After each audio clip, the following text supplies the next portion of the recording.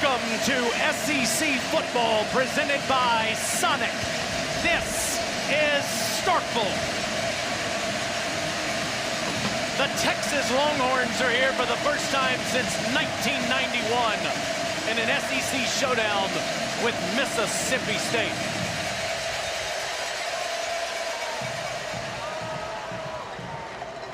Steve Sarkisian's team, 2 losses on the season, haven't been in Austin in over a month, and the road show continues in Stark Vegas.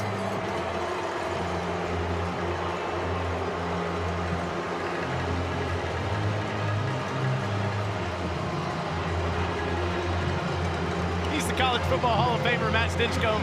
I'm Taylor Zarzer. Alyssa Lang is on the field. You'll see her in just a second. We think we got a fair fight today. Mississippi State hasn't won a conference game this year, but they've been right in every single one they've played. And Texas fighting, scratching, and clawing for those wins in recent weeks. You think about just a week ago, last Saturday, Texas able to escape with a victory. Mississippi State, the inverse of that, finding a way to lose a football game, but they easily could be a one-loss football team.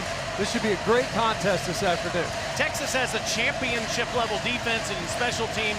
Offensively, they're trying to match those other units. Let's take a look at For the Win, brought to you by Sanderson Farms. Arch Manning and the offense. How do they get it going, Matt? Well, the big thing more than anything else is to see if they can get the ground game going. You think about that loss to Florida, a double team right at the point of attack. Get moving, don't get stuck right here on the line of scrimmage, because if you do, that backside defensive end can catch up. It slows down the running back.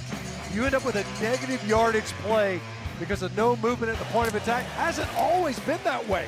Arch Manning, and we expect to see this today in the passing game as well, can hurt you with his legs. He did so versus Oklahoma, as did Wisner in his return to the lineup at the running back spot. Texas was able to get that ground game going versus the Sooners. They're going to seek to do that this afternoon to get that offense going, a better performance than we saw last week. They won't have the ball first, though. Mississippi State, well, they've had it 24 the last 25 times. They've received the kick. They've come so close to winning these games. They're significantly better than last year, Matt, but they've lost some that they had on their racket. It's another one of those where it's like you got to find a way to get that victory. Overtime loss to Tennessee. They thought they had them. They did. And then, of course, last week, trying to improve on that field position for a better field goal attempt. They missed one earlier in the game. Couldn't get it done with the turnover.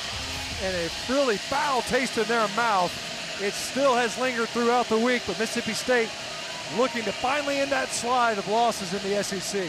If Alyssa Lang can hear me, she has health updates on the field. That's right, Taylor. Mississippi State fans got really excited during warm-ups when they saw running back Fluff Bothwell back in pads and going through warm-ups for the first time since that October 4th injury on the road at Texas A&M, where he was carted off with an ankle injury. We talked to Jeff Libby moments ago, who said he will not be available in this game. One more week, and then you will see him on the road against Arkansas next week. On the other side, Michael Taft, the quarterback of that Texas defense, also unavailable today after going through a thumb surgery earlier this week.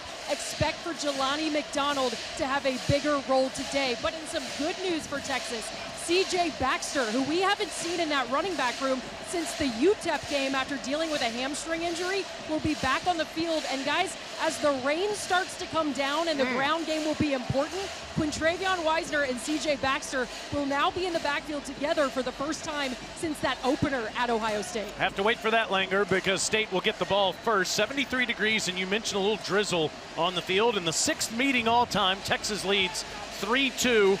Beat State in Austin last year, 35-13. Again, first time here for Texas since 1991, and it is clanging in Stark Vegas. State's only returned 2 kicks all year. Devon Booth calls for the fair catch there, and Mississippi State will start at the 25-yard line with their 5th-year quarterback, Blake Shapen. Started 33 in a row when healthy.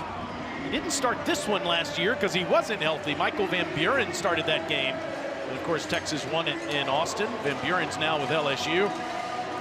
Shapen has started a game in 5 straight seasons. Led Baylor to the Big 12 championship back in 2021. Threw for over 300 yards last week in the loss in Gainesville. At the 25, he hands it off to Booth, and Booth goes in the wrong direction on the first play. He'll lose a yard as Anthony Hill Jr. drives him backwards.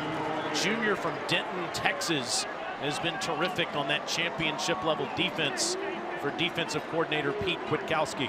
You can see Mississippi State over the football quickly. Anthony Hill Jr., more stress on him without Michael Taft in that backfield of the defense. On 2nd and 11, it is Booth again who gets the edge, and Devon takes horns with him past the 30, up to the 32. That's an 8-yard pickup to make it manageable. Mississippi State will have a 3rd and 3 here. And Chapin will throw for the first time underneath, incomplete. Would have been short of the first down anyway.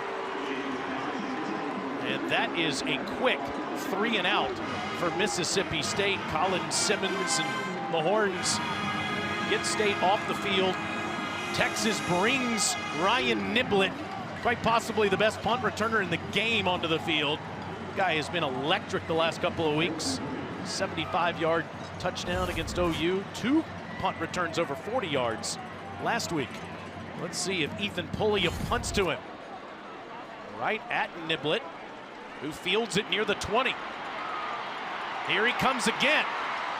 Past the 35, and Texas and Arch Manning will start on offense at the 37, 48-yard punt, 17-yard return. Well, you just said it in the open, Matt, about Arch Manning getting into a rhythm here early in this game. He's 7-2 as a starter, played in 10 games last year, starting 2 of them, including the Mississippi State win last year in Austin. Won 35-13, and he threw for over 300 yards and scored 3 touchdowns in that game. Got to make the layups today, the easy throws.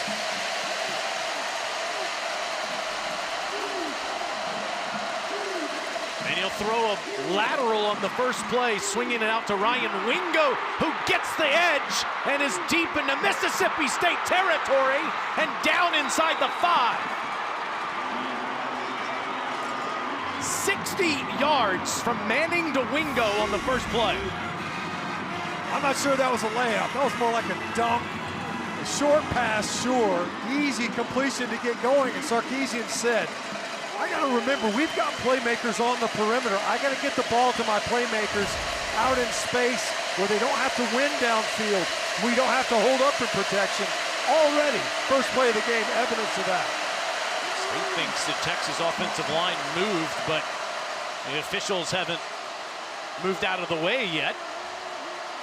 In the pistol set, Manning fakes to Weisner. Arch keeps it.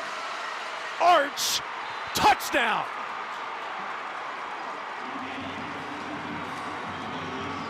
How about that for an answer with your Texas offense? Manning is slow to get up as he landed awkwardly there in the end zone. 2 plays, 63 yards in 58 seconds. Oh, sure, not sure it could have started any better for Texas. Take a look at the end of this play. As you mentioned, Manning got up a little bit gingerly. Looks like he was in the end zone. The ball would have broken the plane before he would have been down. What an opener. Defense comes out, gets a stop. You get an explosive play. Next thing you know, you're in the end zone. Quite the start.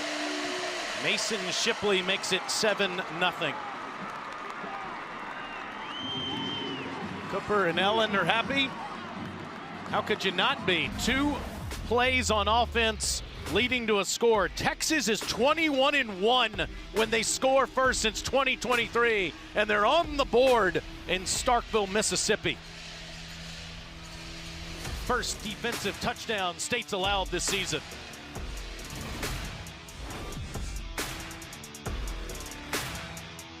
League, their 2nd year in the conference, and their first trip as a member to Starkville. How about that start on offense? Shipley on a short kick, and again Mississippi State will call for a fair catch and will get the ball at the 25. Arch Manning scored on that rushing touchdown, Stinch. What'd you see with his right leg here? Yeah, you can see as he was kind of straining forward. You see there towards the end, he got up very gingerly, kind of limp towards the sidelines. In the training tent now, I know Alyssa's down there. He just popped out. So you see him, looks like he's moving okay. He didn't even want to go in there. No, I'm good. I want to go back in. He's accounted for 18 of the 22 offensive touchdowns Texas has this year. After going 3 and out, Chapin and State back on offense, and it's Booth around the corner. Devon gets up to the 29, maybe to the 30. Again, like Alyssa said in the open, Matt, no Fluff Bothwell today. Had that injury against A&M a few weeks ago. Might be back next week against Arkansas. So Booth, who had 22 carries last week, figures to be a huge part of this day too. And Booth takes on a few. And here's another 3rd and 3. Yeah, you can see it's obvious. Mississippi State's going to be stubborn in the ground game. They started this game off on the ground, couple of runs, and then that 3rd down attempt. Same scenario here on the 2nd possession. Couldn't convert it the first time. And Chapin will throw. Incomplete. Dropped by Seydou Traoré.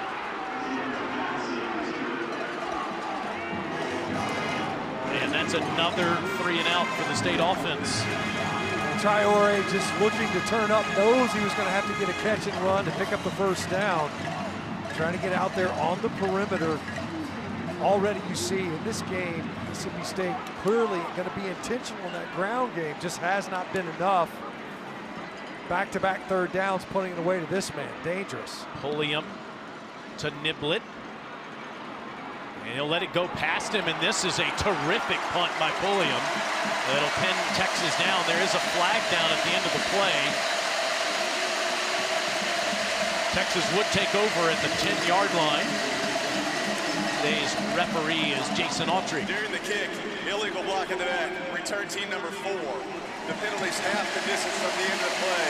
It'll be 1st down, Texas. 58-yard punt, and you have to push Steve Sarkisian's offense even further back. Just mentioned that a moment ago. What a run. The Georgia game last year in Atlanta, the only loss for Sarkisian in the last 3 seasons when the team strikes first. That's the first defensive touchdown Mississippi State's given up in the 1st quarter this year. Much more challenging field position. You think about the way Niblett was able to get that return closer to midfield, now in the shadow of your own goalpost. Manning hands to Wisner. Look at that hole for Quintravian. He gets up to the 10 and picks up 5. He is still the first man out there with C.J. Baxter available today for the first time in a month. Wisner leading the team in rushing with over 200 yards, but well off pace from where a Steve Sarkisian offense typically is. Yeah, they really haven't been healthy in the backfield most of the season. And as you mentioned, really the first time this year where they at least have availability of their top backs. Wisner again over the 10 and the 12. It'll be 3rd and short for the Horns. Great push, though, early, Taylor. You can see this offensive front. When you're in your coming out offense, you have to be physical, but this is the down and distance that was challenging last week for Texas. Really struggled with how they converted on 3rd downs, and it wasn't the 3rd and long. See the graphic there on the screen that tells the story that Matt's talking about. And it is Baxter that's next to Manning in the backfield on this 3rd and 2. Fake to CJ on the slant, the ball's tipped. And Mississippi State forces a 3 and out. I'll tell you, Taylor, in a lot of ways, lucky that this ball only got tipped. Because you've got a free runner on the far side, really ended up playing the handoff. You go straight to that quote-unquote mesh point. That could have been a big collision in the backfield. So you see now special teams for Mississippi State flipping the field position. Defense doing its job. Petrie Bingley Jones is the man that got a hand on it. Really good punt here. Fair catch at the 40. Jack Bomeister with a nice punt. Mississippi State has good field position down a touchdown.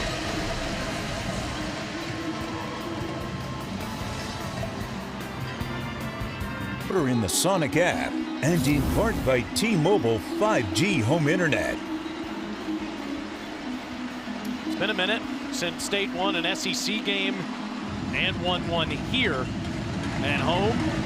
Back in 2022, the win against Auburn. The last time they did it here, and then of course that Arkansas win in Fayetteville was 2 years ago. They're going to Fayetteville next Saturday here on SEC Network. They have good field position at their own 40-yard line. Head coach Jeff Lebby talked to us repeatedly, Matt, about making something of these first downs today. And on this one, Chapin, a lot of trickeration that he doesn't use and throws downfield, incomplete. He's trying to sandwich it in there for Sam West. It's incomplete. He ended up pushing it in to West, but what they wanted was Brennan Thompson. I think about a week ago, able to hit a couple of nice shots, second play of the game. We're able to push the ball downfield. That time, as you mentioned, a lot of activity in that backfield. So far, Mississippi State, first two possessions, it's run, run, pass, but they've been able to get into third and manageable. 3rd and 3. They stayed away from that attempt on first down. They're trying to chip away at that down and distance. With that incompletion, got that full set of 10 yards. They're just trying to get that first down to get into their tempo offense. On 2nd and 10, Chapin throws the deep ball. Incomplete, but flags everywhere. Anthony Evans, the intended target. Grayson Littleton, the true freshman. Pass interference, defense number 4. 15-yard penalty for the previous spot, was an automatic first down. Jelani McDonald's name they called out instead. There were 2 defenders down there. If this ball isn't underthrown, it's likely an incomplete pass. As you mentioned, you're in phase. Littleton just panics. Ball, we've seen this a lot this year. Underthrown passes, the receiver's trying to fight back to the football. The DB does not get their head around, get that DPI. It certainly was Littleton that committed the foul as they go back to the ground with Xavier Gayton. And Gavin, the sophomore from Brookhaven, Mississippi, that we've seen in the Wildcat formation quite a bit. Gets a few there. It's 2nd and 9. Well, Taylor, Jeff Lebby said, we like our matchups outside. They love their speed at receiver. First time we saw the ball go downfield, they were trying to get it pushed downfield on the previous play. Chapin facing pressure. Escapes. Good ball for a first down to Traore inside the 30. Well, for Texas, prior to this possession, they've been able to avoid the stress that a tempo offense puts you in. No Michael Taft in the back end. This stresses the communication of the defense. And now it's Gayton going the wrong direction. Might have lost a foot or so. Yeah, it seems pretty evident that they're going to say, look, we're going to continue to keep you honest defensively. We're going to continue to push the ball on the ground. Gayton, again, as you mentioned, a guy that is getting more touches. They expect a lot out of him. Missed some opportunities on well-blocked plays last week where he wasn't able to capitalize for bigger runs. On 2nd and 10, Chapin with time. Throws, and that was a dangerous ball over the head of his intended target, Evans. 3rd down. Ball just got away from him a little bit. Not a lot of pressure that time. Ball just sailed. You see now, so you're not efficient on that first down. 2nd down, an incomplete pass to an open receiver. Missed opportunity there. Just 1 for 5, Matt, to start the game. And 0 for 2 on 3rd down.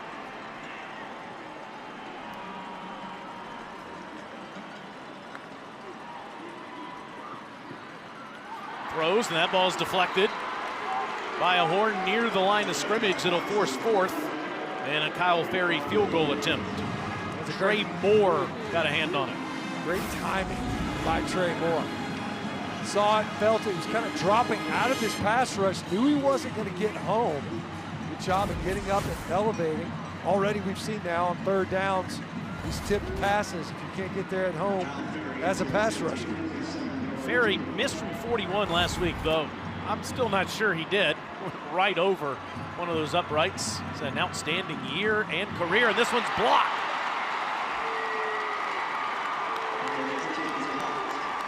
as Ethan Burke was able to get through there and block the kick. What an effort. Great job getting upfield. You mentioned it, Taylor. Ferry last week, some adventures. You see Burke able to slide right between the protection and extend. He's all of 6'6".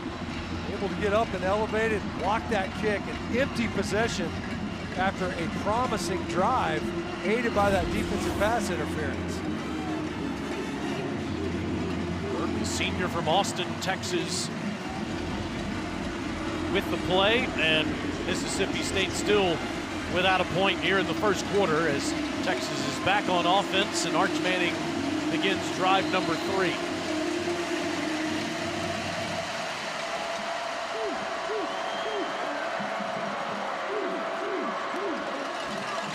And there's C.J. Baxter. Warren fans excited to have him back in the lineup.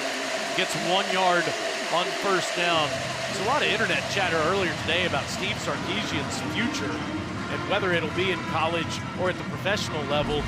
His management team, his agent, sent out a scathing denial earlier today, denying that he has any interest of anything other than being Texas coach, and that ball's dropped by Wingo.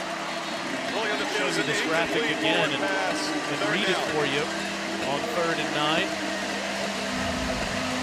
Any reports regarding communications on coaching opportunities with NFL teams are patently false and wildly inaccurate. Sark is solely focused on coaching the University of Texas football team.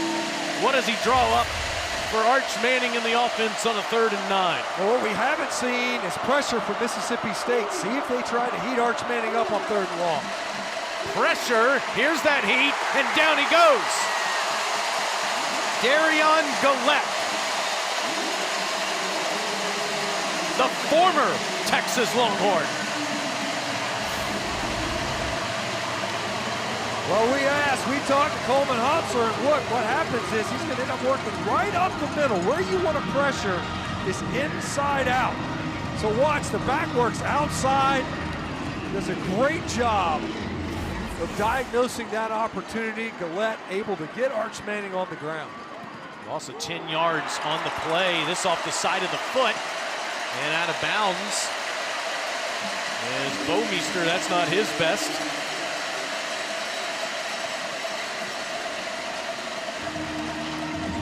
Just a 33-yard punt. And again, Mississippi State will have good field position.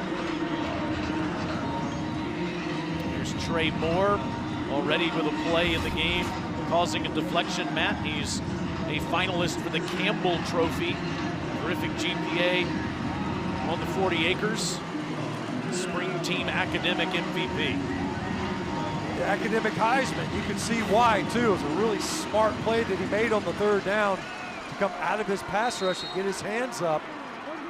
Mississippi State defense, back-to-back possessions, getting their offense good field position. Traore, the big tight end, takes Texas with him near the first down marker. It is a first down. The Englishman with a couple catches early. And Chapin and State go quickly. It's Booth, and he's inside the 35. This is what they were talking about. No substitution. Try to trap personnel on the field, and you get lined up before the defense can get their cleats in the ground. Consecutive first down plays on first down. And Chapin across the middle, wide open target for a first down inside the 15. Is Evans sat down on a slant for 20 more. So you get over the football quickly, you run the ball, and then you get over it quickly, fake, play action, and able to jam one in there to Evans. Safety late getting over there on help. Texas not ready for this pace, and Booth maybe a yard there as Brad Spence makes the tackle. Jeff Levy with a positive play on first down will go as quickly as anybody in the game. There's Pete Witkowski, the defensive coordinator for Texas, who has one of the best groups in all of college football. We talked about this yesterday, the tempo, and he said, look, the difficulty is simulating. We can go fast too. The Mississippi State so quickly those last 3 snaps. 2nd and 9. Booth again, and again, not much. Trey Moore, we're just talking about his academic prowess. Outstanding player for UTSA and for the Horns. This is what you have to do defensively. So you're bleeding. Tempo is starting to spool up on you. Back-to-back plays, no gain on the play. You test that defense. And once again, that Texas defense that has shown that internal rush lanes, not a ton of them versus the Longhorns.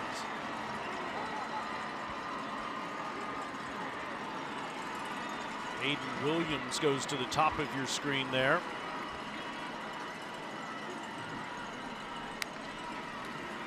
Chapin on 3rd and 10. Good ball and a touchdown!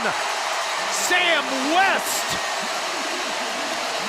Just his 2nd catch of the year and his 1st touchdown.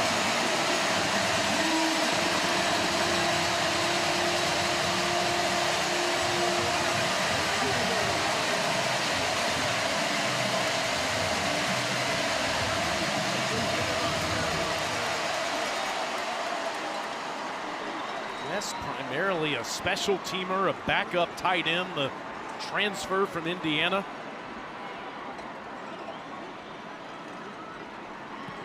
And Kyle Ferry ties it up. How about Blake Chapin on that drive, Stinch? 3 for 3, 43 yards and a touchdown. It was definitely a slow start, but boy, did he spool up quickly. Great job getting in there to Sam West. Quite the answer by the Mississippi State offense. They got into that tempo, and it got them a touchdown. Perfect 3 for 3, including a touchdown strike to Sam West. West's first collegiate touchdown. We're tied at 7 here in Starkville. Standing atmosphere, cowbells clanging, burnt orange and maroon together as one at Davis Wade Stadium. How about that touchdown, Stinch? Go back and take a look. Interesting offensive backfield. Here's Anthony Evans right here in the backfield. And end up getting it right here to Sam West. But watch the influence it has on this linebacker. He's going to slide out just a little bit. Ty Anthony Smith, influenced by the fact that Anthony Evans is in that backfield. You better believe the Longhorn defense had a locator on number 3 for Mississippi State, Sam West. Not so much. That's his first career touchdown. Going to come at a better time for Mississippi State as they climb back into this game.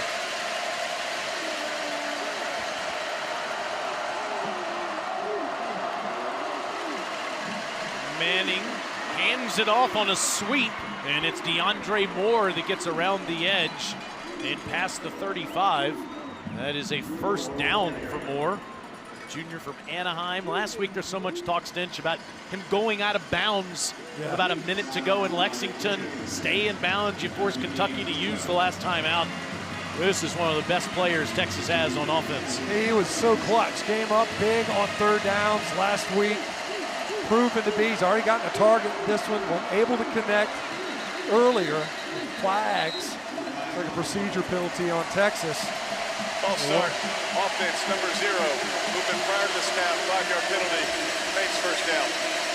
Maybe Mr. Moore isn't used to those cowbells. Yeah, as you mentioned, it's their first trip here as a member of the Southeastern Conference. These guys, they were talking to the coaches before, they got to stop clanging them when the center puts his hand on the ball, but there's usually a few still ringing afterwards.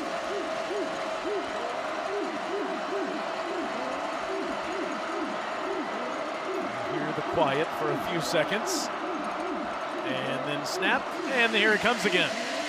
Manning in pressure, and he somehow gets out of there, but still it'll be a loss on the play.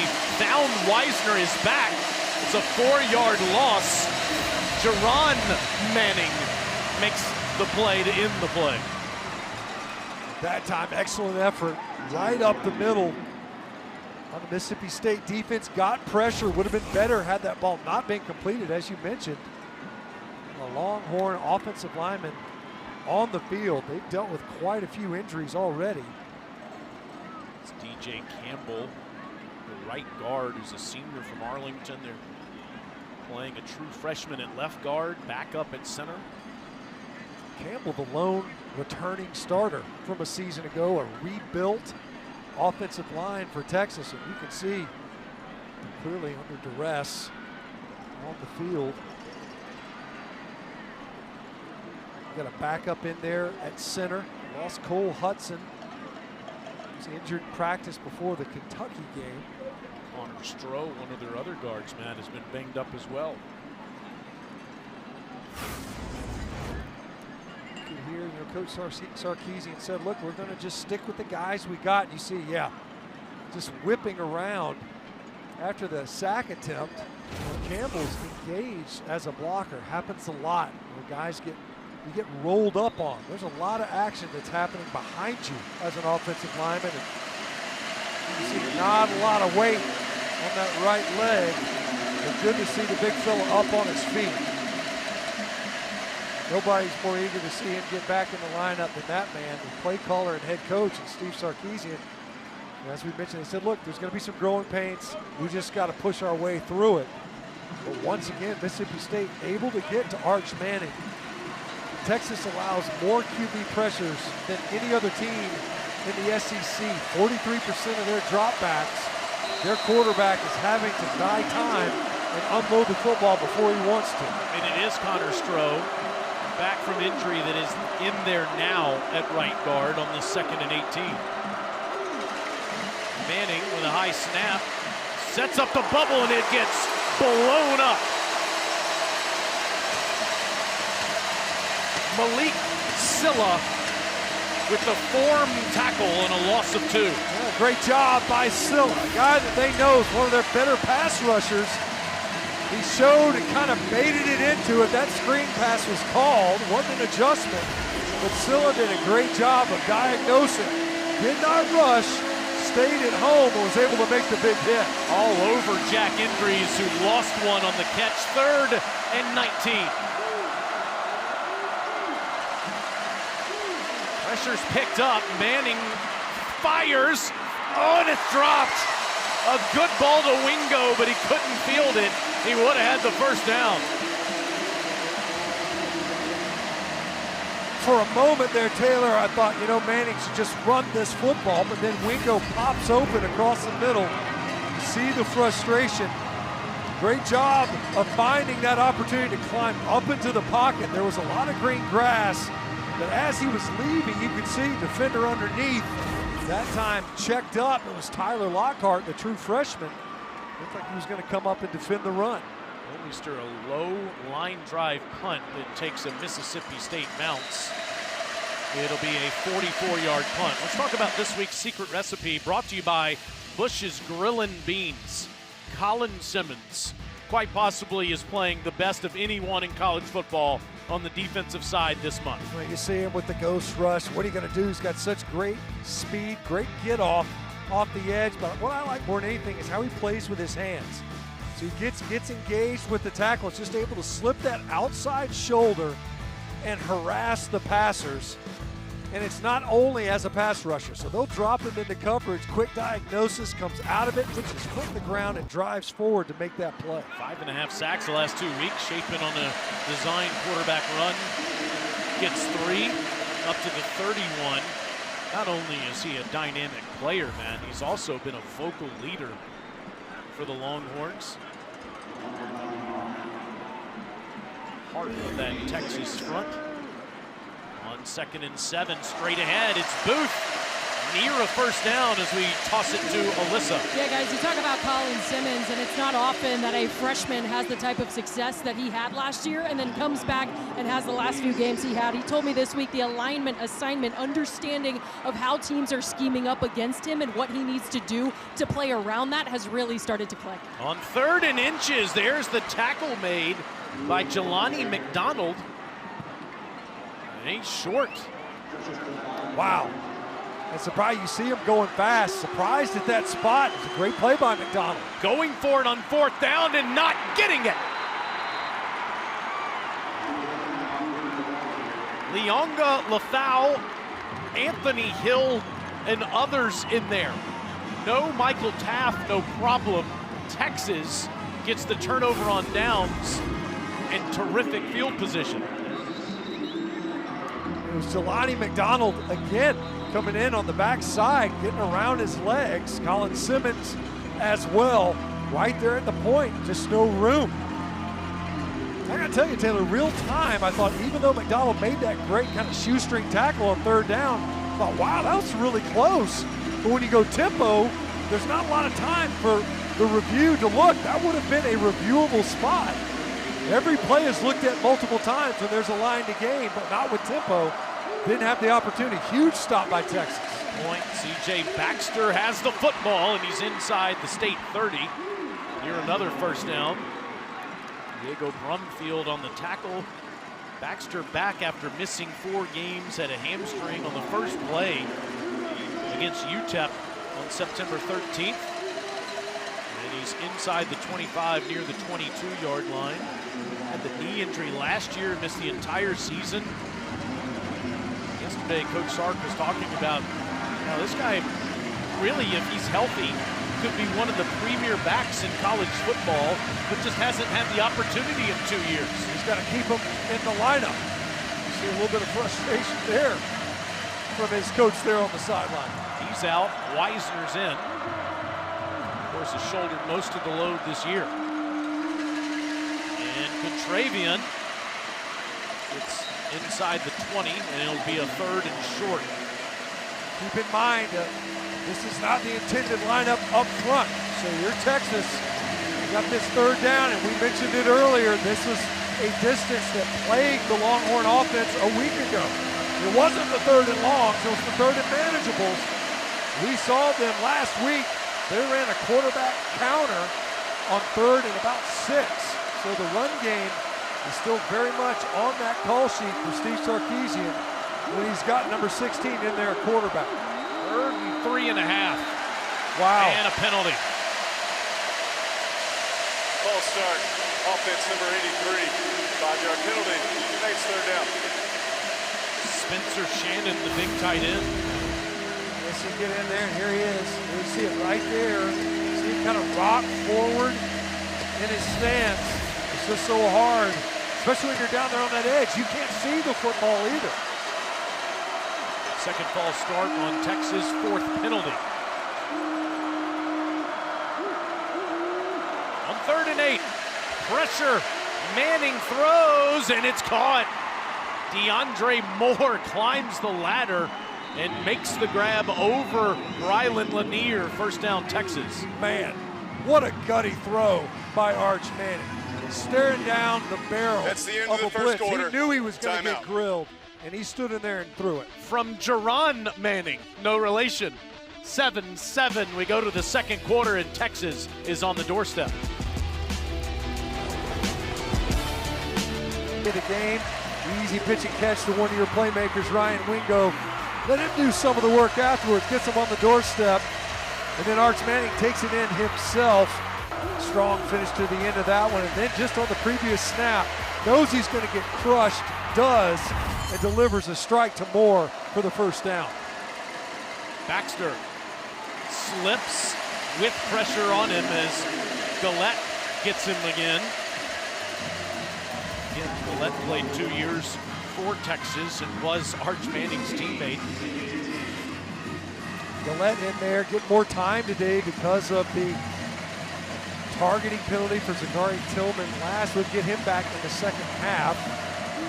As you mentioned, Gillette now involved 2 nice plays defensively for State. Manning still has the football. And he's out of bounds inside the 8, taking on State defenders. Jerron Manning and Arch Manning. You can see Manning in the role that his legs can play and need to play in this offense. Quarterback design run, no read. It's going to be you. So kind of working out the kinks of that shoulder. As we mentioned, they've been aggressive in this part of the field. Last week, struggle on those 3rd downs. On 3rd and 7, pressure's picked up and it's incomplete. He threw to the corner and Wingo wasn't there. Wingo was covered up by Kelly Jones. Kicking time for Texas. Kelly Jones has really emerged. That is a big corner. And literally, Ryan Wingo just gets swallowed up. And it's partly because Kelly Jones is all of 6'4". We were down on the field earlier. They've been really pleased with his emergence in corner. Was a quarterback in high school, quarterback. He's emerged as a really good cover guy on that edge. Jeff Levy says we don't throw him in practice, let alone in a game. And that kick goes through as it was deflected. Shipley's kick does go through. Wow. Do you get credited with a block if they still make it? There's a flag down as well.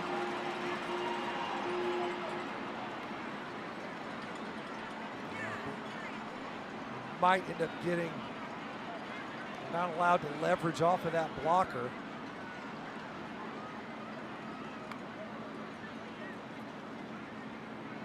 Long conversation about it. Here's Mr. Autry. Personal foul, illegal block below the waist. Defense number 22. Defensive lineman went low. The penalty's half the distance from the previous spot and includes an automatic first down. Take the points off the board, bring the offense back on the field. A huge penalty, massive penalty. And absolutely no reason to be doing it. It's easy. Look at where the officials are standing. There's nothing else for them to be looking at. There's no receivers. They're all looking at the line of scrimmage. And you dive at the legs so that your teammate can jump over. You see it. It worked. Ball goes through. Except you can't take out that offensive lineman's legs like that.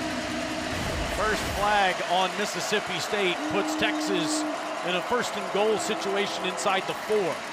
Manning had trouble with the snap, but got it to Baxter, and CJ still trucking defenders.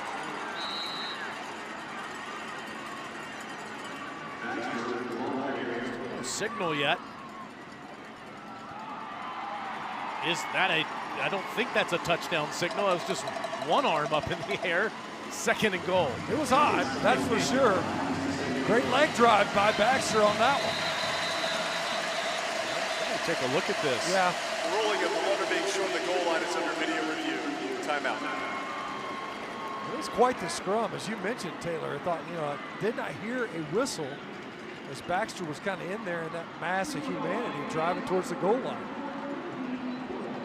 Sarkisian said, with Baxter back in the lineup, we must run the football better. Let's take another look here as Baxter is aided by his offensive lineman to get near the goal line.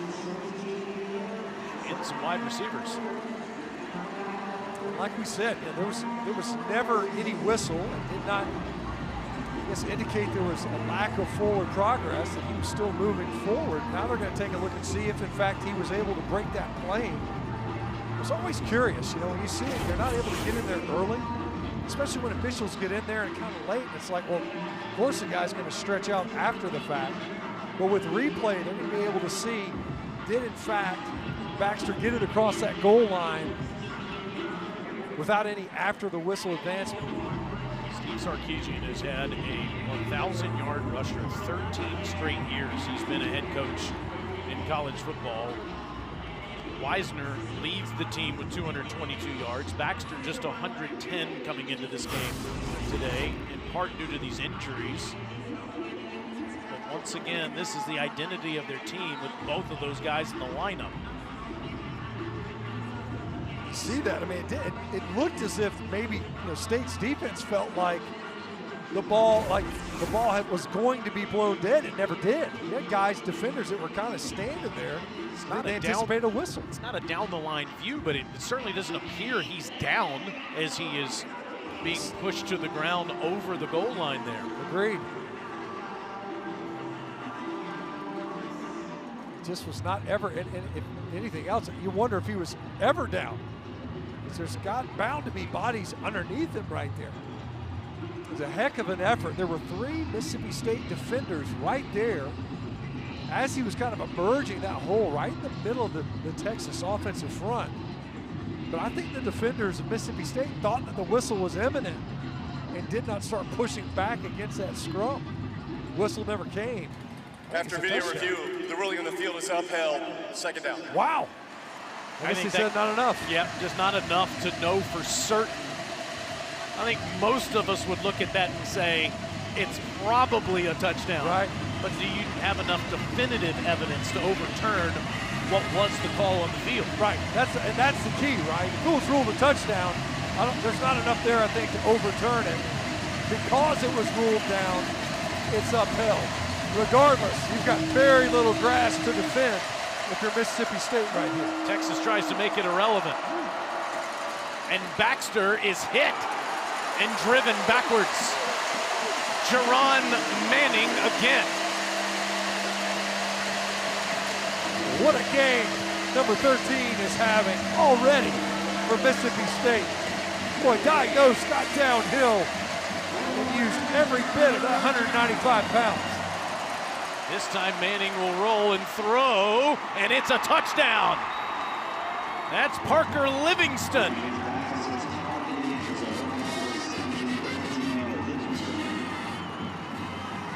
And mother Olivia, dad Cooper, they love it. That's a big swing. You think about defensively, Mississippi State, you're able to slow them down, force a field goal, almost block it. Don't. And then that penalty just gives a fresh set of downs. Painful turn of events for that Mississippi State defense. Add 4 points, assuming this extra point goes through. And the Longhorns are up a touchdown.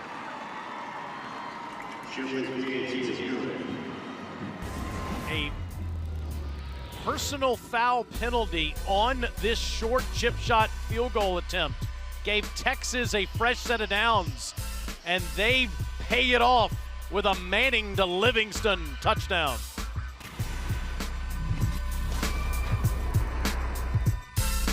Ole Miss gear here as a kid, so he wasn't allowed to come to the games when brothers Peyton and Eli were playing. He has traded in his alma mater's colors for his son's colors, and you certainly can understand that. His wife Ellen there next to him, and those are two terrific people that have raised a great family. Devon Booth returning this kick. We've only seen that a few times this year. Mississippi State will start at the 15. The great Dari Noka has a studio update.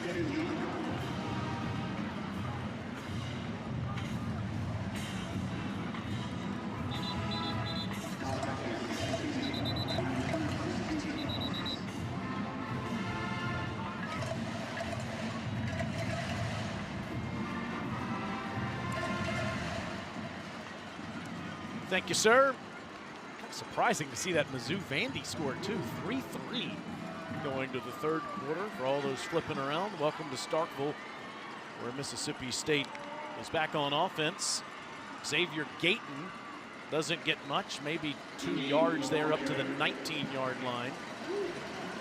I think Blake Shapen, terrific 2 drives ago, but Mississippi State going for it deep in their own territory, turning it over on downs, and Texas took advantage. On 2nd and 8, Shapen will step up and throw. Wide open target into the Texas secondary goes Anthony Evans. This guy was a specialist at Georgia. He's one of the top receivers in the SEC at Mississippi State. 26 yards. It's Shapen still with it. Out of bounds inside the 45. Well, you see the difficulty for a defense. You get that explosive play. On the previous, you had Brennan Thompson underneath, and you had Anthony Evans over the top on that crosser, wide open, and then quickly, as soon as they can snap it, they do. The chains aren't even close to set, but as soon as the whistle, as soon as that official indicates ready for play, that ball's getting snapped. Shapen will hand it, and it's Booth who gets down to the 41. It's why it makes such a big difference as Simmons makes the tackle there, Matt. When you have a play like that, Texas can take their time to get set on defense. Mississippi State not able to go as quickly after a short yardage run. Shapen surveys and checks underneath to Evans. Look at that play. Picks up an extra 5-6 yards, eluding the tackler, and makes a 3rd and short. It's just going to be so hard. You mentioned Evans, a specialist when he was at Georgia, largely a punt return guy. Very difficult to tackle in the open field. Hurdled Anthony Hill there, and on the 3rd and short, it's been a big problem for State. They get it this time with Booth. That time, a great job by Booth. Anthony Hill Jr. was unblocked and in the offensive backfield. Good job bouncing that run for the yardage needed. On to the Texas 31. Chapin throws. Good catch inside the 10. 1st and goal, Mississippi State. That's the speedster, Brennan Thompson. Xavier Filsaime slipped down at safety. Right as Thompson was coming out of his break, Chapin throws another strike over the middle of the defense. From the 7. Lobs one incomplete over Thompson's head. Good coverage back in there, and Anthony Hill was in Chapin's face. Yeah, he just had to burn that one. That was smart on Chapin. Don't take the negative yardage play. Hill was in the backfield right now. Wisely just burns that play versus taking the negative yards. Chapin 7 of 13, 113 yards and a touchdown.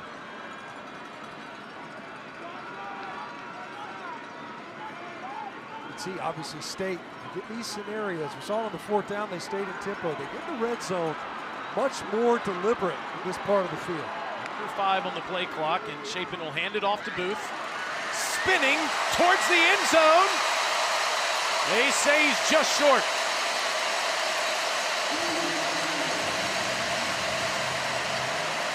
Mississippi State isn't going to give them time to even look. Booth is wrapped. Nope. Chapin keeps it and incomplete. 4th down now. Once again, close to a line to gain. State stays in their tempo offense, and Texas defense finds a way to get this stop. Watch as Booth driving towards the end zone. Well, that's awful close. That was on the play before. 11th play of the drive. State 0 for 1 on 4th down. Camario Taylor is in there at quarterback. Taylor will throw. It's deflected and still caught by Traore. Jelani McDonald got his hand on it, but it wasn't enough. Touchdown, Mississippi State.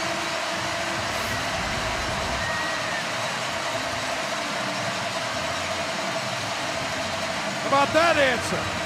Only the 4th pass attempt on the season for Camario Taylor. Got him in there, substitute, got that huge run threat. But that time able to get the Bulldogs into the end zone with his arm after the deflection.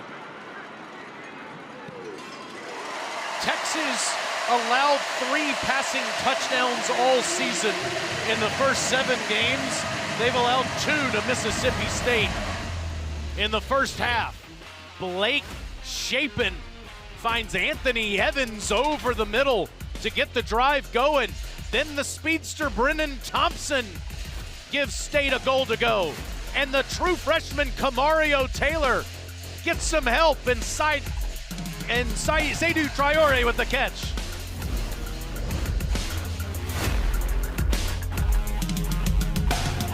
Tennessee traveling to Lexington to take on the Kentucky Wildcats, and then after that, it's SEC football final. Dari Noka, Chris Doring, and Benjamin Watson take you through the biggest stories and highlights from the full slate of SEC football this week. Around here, they call them the school up north. What'd you think of Ole Miss going to Oklahoma and winning today? It actually ended up being a little bit closer than I anticipated after seeing Oklahoma last week in first person, right? We were up close versus South Carolina.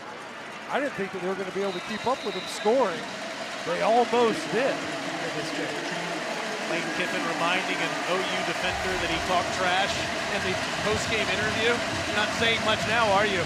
Lane is feeling it this year in Oxford. Of course, the Egg Bowl will be later this season. Arch Manning off to a solid start today. A touchdown run and a touchdown pass.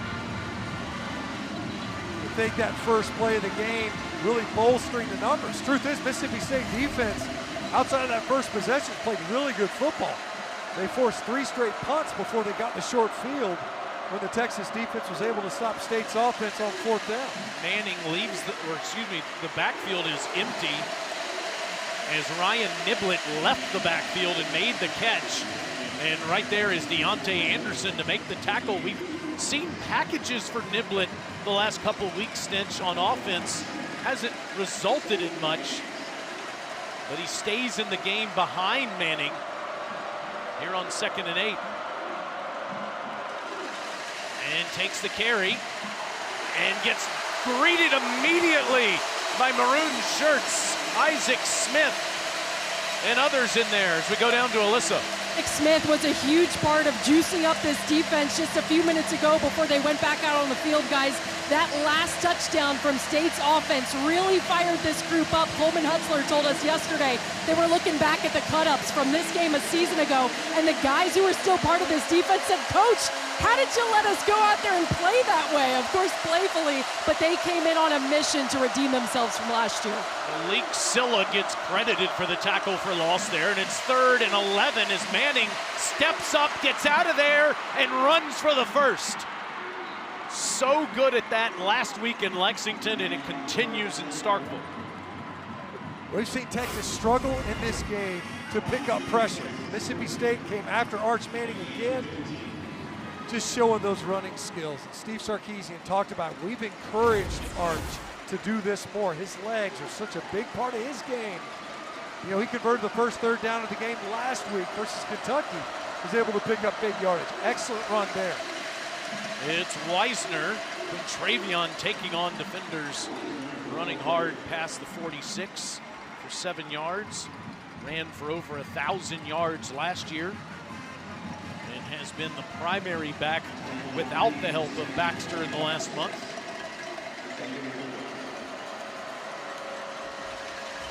Manning slings it out there, and Moore can't get away. What a half by Jerron Manning. Not me. Just a fantastic tackle. His 7th of the game already in the open field. And I mean, just face to face, fronting him up. Great play out there in space. On 3rd and 5, Manning feels pressure and throws. Incomplete. Over the head of Emmett Mosley, who was covered up by Diego Brumfield. Texas has been terrific on 3rd and long, but struggling a bit on 3rd and short the last few weeks. Well, you can see, once again, just no answer for the pressure package. Watch Jalen Smith right up the middle. So you've got a linebacker lined up right over your center, and he's stacked with the blitzer right behind him and Tyler Lockhart. So you can see, Coleman Hauser, we talked about it, are the ultimate opportunities to pressure this offense. Bomeister, good punt. Anthony Evans makes the fair catch inside the 10, fielded at the 8.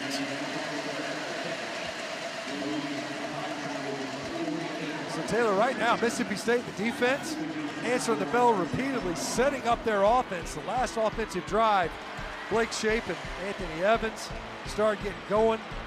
Nice reads on that edge, out of the tempo offense, and the defense is looking for the handoff. Instead, you're able to pull it, get a little play action goal with Brennan Thompson. And then on 4th down, after what looked to be maybe another stop, Kamario Taylor able to get in there and get a deflected pass for a touchdown. Shapen started 1 for 6. He's 6 of 8 since. But pinned deep near his own end zone here and throws. That's a nice catch made and a nice move upfield past the 20 by Thompson, his 2nd catch. It's a gain of 12 in front of Malik Muhammad. And you're beginning to see what the coaches were talking about. Again, they said, we like our matchups on the perimeter. Fake to Booth, pump to Booth, now throws to Booth and he drops it. Didn't like that first window. You had a defender that was waiting next phase, so you allowed Booth to clear just a little bit wider to get beyond the defender that was waiting him and just That's twice we've seen that in this game where you've got to catch and run. Step one is catch. Doesn't matter how much you run if you don't get that step in. This offense is so built on momentum and speed. Just slows everything down when you have an incompletion like that. And now Shapen's facing pressure and gets out of there and simply throws into the Texas bench. Pressure that time by Colin Simmons. And Ethan Burke back there as well. Such a good point, Taylor. You think about that incomplete pass and how it just stalls everything out. With the incompletion, not only do you forfeit the down in any yardage, but it's the momentum that stops. So really a kinetic offense where you're moving quite a bit. We'll see if they can hold up. Here's Simmons right here at the top of your screen. On 3rd and 10, Shapen dumps it off, but incomplete. Lucky it's not picked. 2 drops by Booth in the last 3 plays. State will have to punt it away. That time they brought Colin Simmons on a stunt. He's working back to the inside of the protection. So here's Simmons here. He's going to work back in the middle of the pass rush. Stunt inside, a little bit late. Good job reacting enough by Shapen to buy time. That's reminiscent of the first offensive possession with the drop right over the middle. Niblett stands at the 35 and he'll run away from it. And Texas will have good field position at their own 41-yard line, tied in Starkville with 6:01 to go in the second quarter.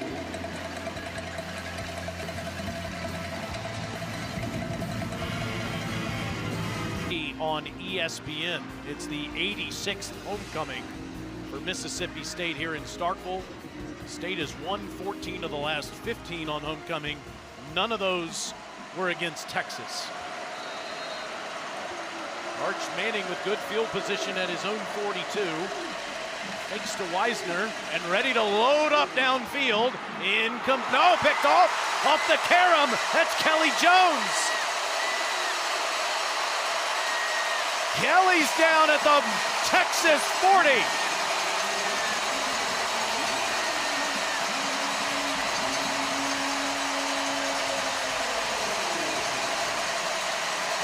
Mississippi State has had an interception in every game this season.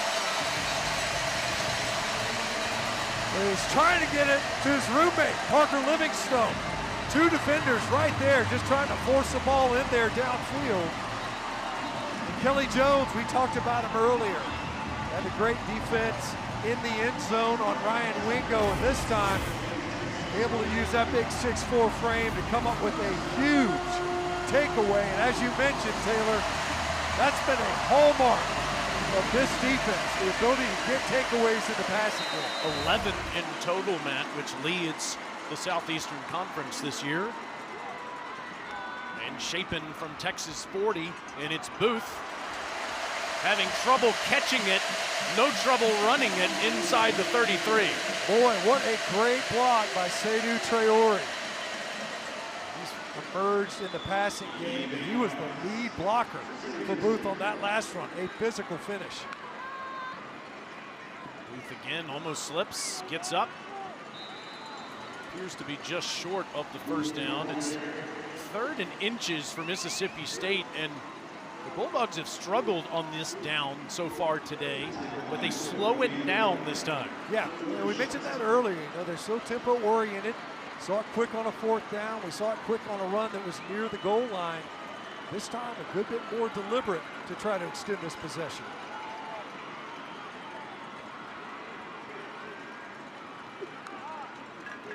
On 3rd and a yard, it is Booth. It's the first down. It's 1st and goal.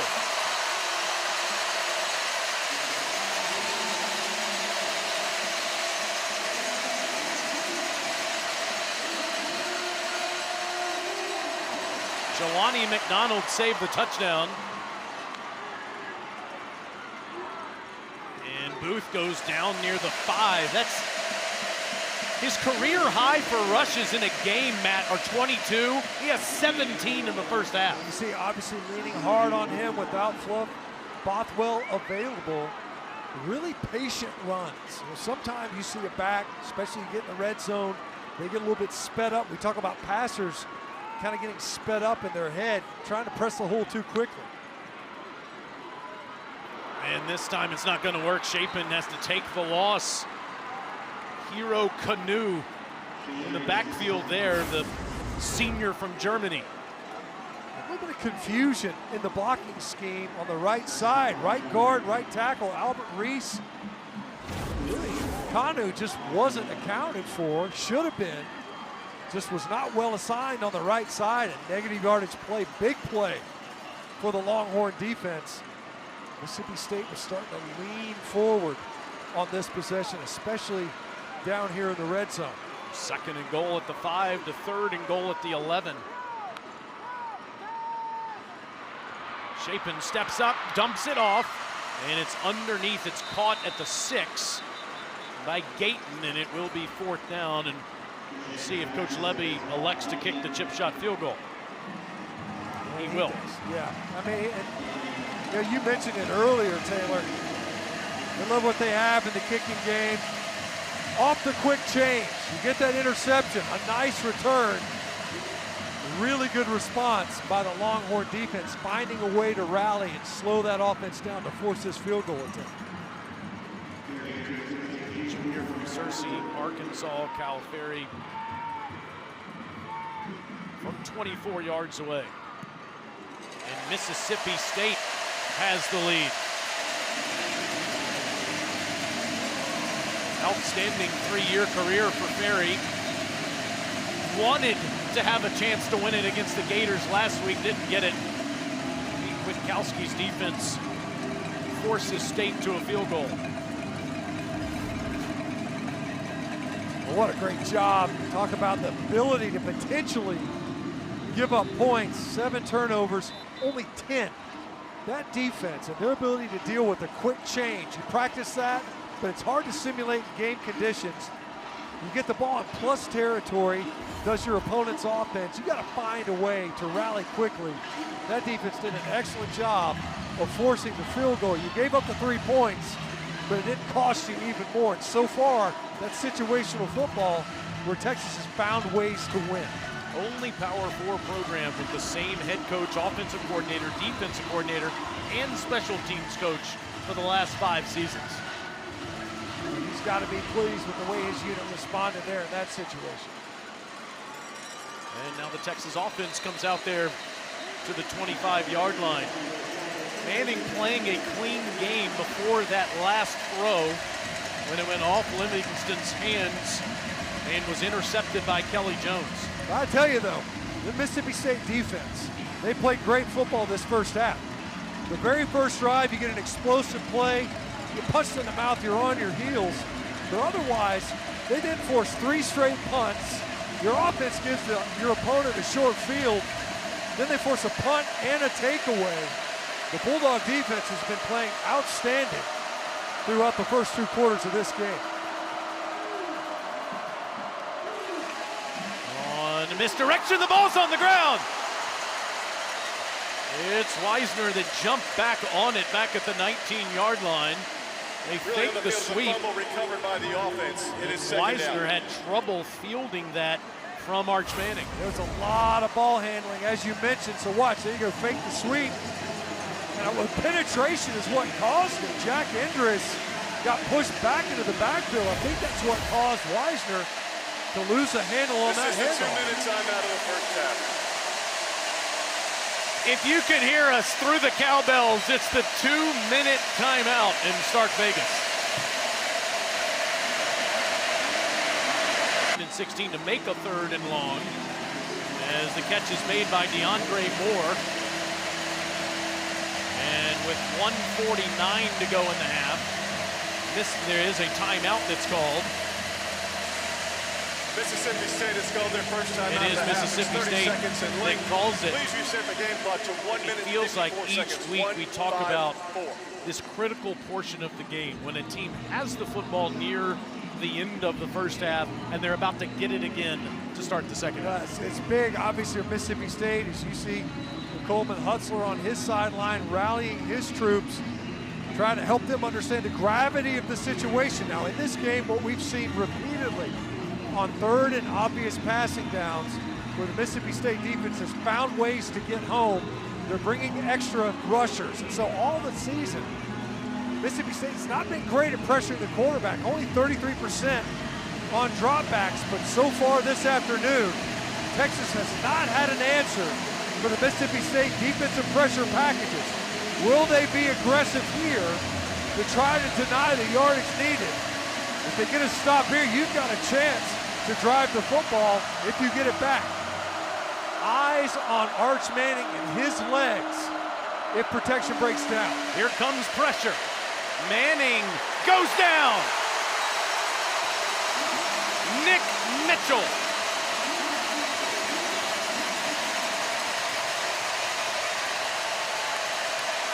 They call him the green dot, the communicator, and he's also the man that forces the punt. Mississippi State has called their second timeout of the half. No easy answers early when you could have, so look, got an opportunity. But by the time you would have located it, the pressure was already collapsing in on Manning, but you have to think, by now, you have to anticipate Mississippi State's going to be aggressive. Repeatedly, they've done it.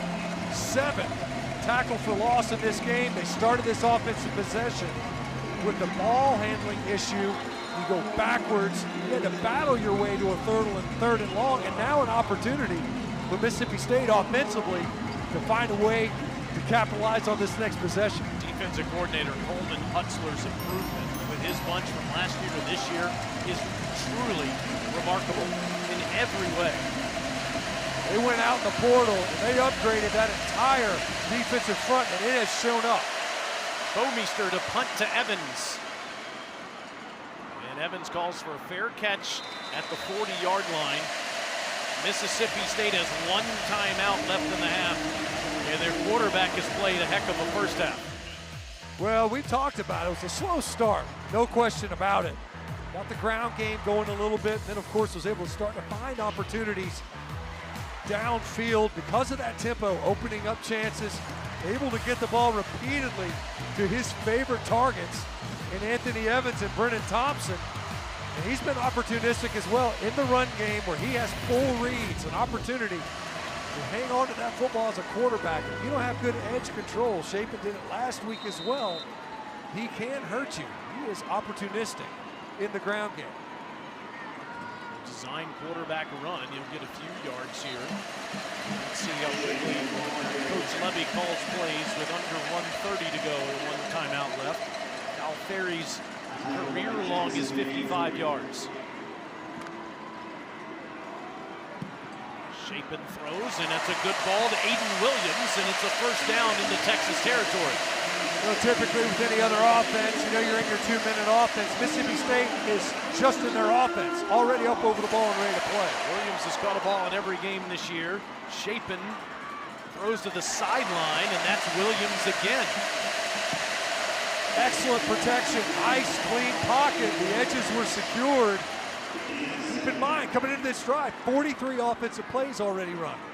Shapen. Now they're well within Ferry's range, inside the 25, as that's caught by Traore. These defenders have been on the field a lot already in this first half. That pass rush almost completely nullified. The big body's tired for Texas. Shapen steps up and gets to the sideline. That time, just nowhere to go with the football.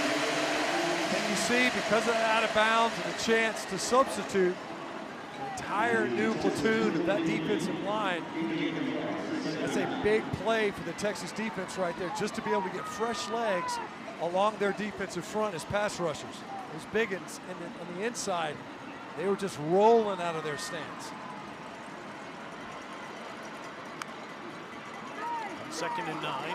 Shapen a one-on-one ball. End zone. Thompson. Touchdown.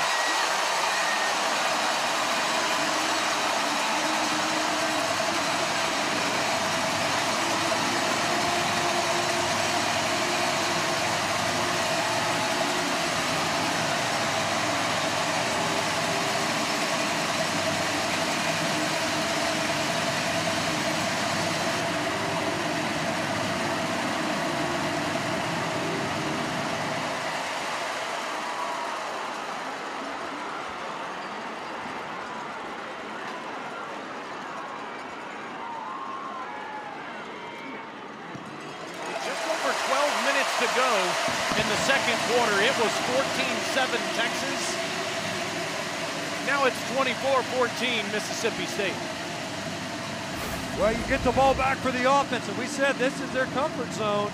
This is matchup right at the top of the screen, working against Malik Muhammad. Get that release outside and a step. Show him your tail lights. Great ball from Blake Shapen. Missed a couple a week ago. They were able to hit a couple a week ago, and repeatedly Mississippi State came into this game saying, hey, we've got opportunity with our receivers. They've been able to capitalize over and again, and as you pointed out earlier, you get the ball back, knowing you're going to kick it to Texas. Mississippi State able to capitalize, squeezing in that other possession. Mention those opportunities downfield to receivers and taking those opportunities without Michael Tapp on the field for Texas, which has to be a big loss for Texas. He hopes to be back at some point next month. Women's sports takes over SEC Network every Sunday afternoon. This week we start at 1 Eastern with Oklahoma hosting Auburn in volleyball. Then we have a soccer doubleheader featuring number 10 Vandy against number 17 South Carolina, and Kentucky versus Texas A&M. Thanks to the ESPN app, last night at Anthony's in West Point, Mississippi, we all watched Janie Stinchcomb and the Samford Bulldogs win against UNC Greensboro. Five-setter, I might add. Yeah, much needed. See how aggressive Texas is here with 38 ticks on the clock left. Arch throws, and it's a good ball in that first down ball to Jack Increase. Texas does have all 3 timeouts, and they have a phenomenal kicker. Mason Shipley kicked one from 60 yards last year. And Manning again underneath. Catch made by Wisner, but with 23 seconds left in the half, Texas will call timeout. Really, a catch, second down. Texas has called their first timeout of the half. It's 30 seconds in late. So much talk about New Orleans, Louisiana's Arch Manning, but New Orleans, Louisiana's Jerron Manning has 8 tackles in the first half for Mississippi State. He's been outstanding. I mean, we talked about it repeatedly, not just in the passing game, as you see Shipley over there getting loose in anticipation of perhaps an opportunity to steal some points right here before the end of half. Mississippi State defense has played a stellar first 2 quarters. Can the Longhorns offense find a way to move this football enough to where Shipley can have a shot at this?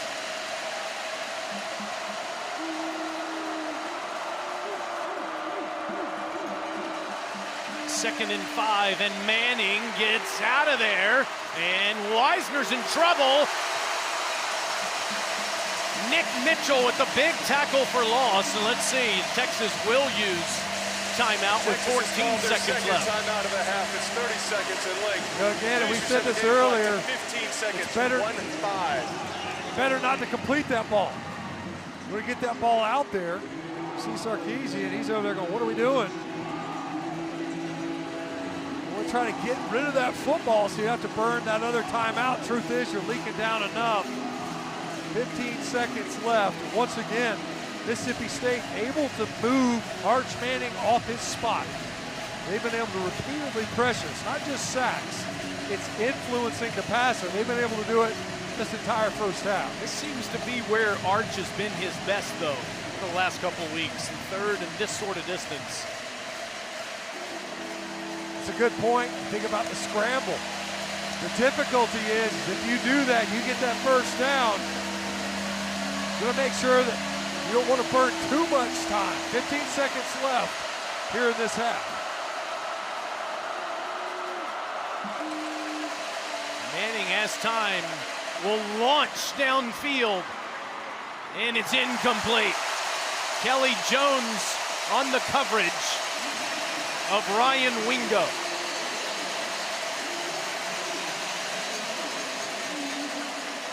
We said this a couple of times, and Kelly Jones, boy, they love what they've got in him. He's stride for stride. Look at that, using his length. Already has an interception. Was matched up on Wingo on the earlier possession. Almost nearly forced a field goal were it not for a personal foul, and Kelly Jones having himself an afternoon so far in coverage. You said it, Jeff Levy, we don't even throw at him in practice. He's done a good job because he doesn't get a lot of looks, a lot of challenges in practice. He's done a good job with the ball in the air. Burmeister cannon for a leg here, and Evans will let it go over his head. And the clock will run out at the end of the first half. State has 30 more minutes to go. They haven't won a home game in the SEC in 3 years. No SEC wins in 2 years. Hey, marching band fans, don't forget to head on over to the ESPN app to watch the Mississippi State famous Maroon Band halftime performance coming up soon.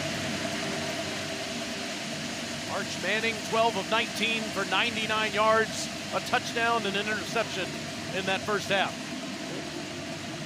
And let's go down to Alyssa. Coach, you said you wanted to see your defense heat up this young quarterback. What do you make of their first half? I love how we've played defensively. We've done a great job of getting after Arch. We got to continue that. We got to go in, make adjustments, get a stop and a score coming out. How have you seen your offense manage the change in tempo so far? For us, we responded the right way after not starting the way we needed to. We got to continue to play, take care of the football, and do what we need to go get points. Thanks, Coach. Thank you. That grew up 100 miles north of Austin has the lead on the Longhorns near the half. Dari Noka has you covered at the halftime report. Really, the takeaway, you get that short field, a quick change. They've done an excellent job of setting up the Mississippi State offense so that they could have success. And so far in the first half, 8 tackles for loss. Negative yardage plays have been big for Mississippi State. Texas will get the football first, though, to start the second half. There's Coleman Hutzler, the defensive coordinator for Mississippi State, has to be thrilled with the way his group played in the first half. Now let's see who's fueling performance, brought to you by Gatorade. Well, all first half was really characterized by pressure. Over and over again, Mississippi State defensively able to get home, harassing Arch Manning, and even when they weren't able to sack him and get him on the ground, they were able to affect him. And then, his counterpart offensively, Blake Shapen, was started off kind of rough, but he was able to get going in the ground game, as was Devon Booth, who especially right at the end of that second quarter was really able to emerge. Arch Manning will hand to Travion Wisner, who gets up to the 29-yard line and gets near 4 yards on the play. Manning just 99 yards passing. Texas just 31 yards rushing so far. And how about that last graphic? 60 yards on the first play. With that last play, now 74 yards since. On 2nd and 6, Arch throws near the Mississippi State bench, and that doesn't get much to Wingo. An open field tackle by Diego Brumfield.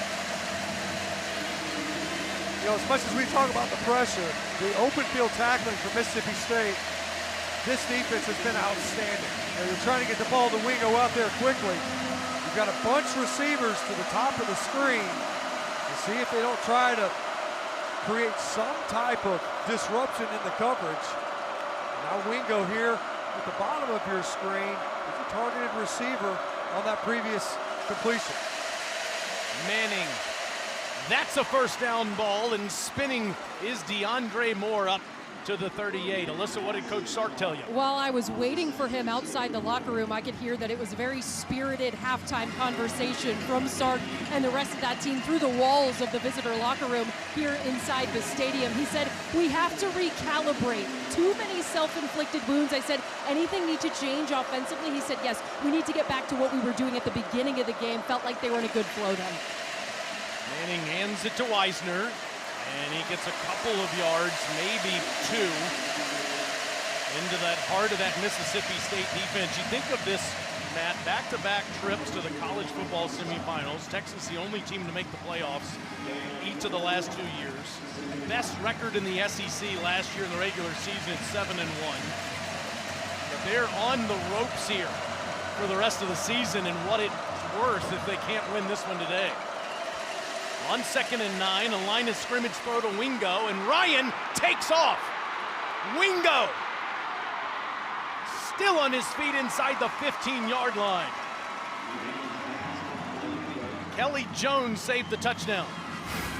Well, that's what Coach Sarkisian was talking about. Let's get back to the way we started. How about a couple of these quick throws to the perimeter and let our playmakers do the work? 60-yarder from Wingo to start the game, 42 more right there. We caught Mississippi State in a pressure, trying to spin a safety down to try to make that coverage, and Wingo makes the Bulldog defense pay. It's Weisner. And he stays on his feet until he's inside the 10.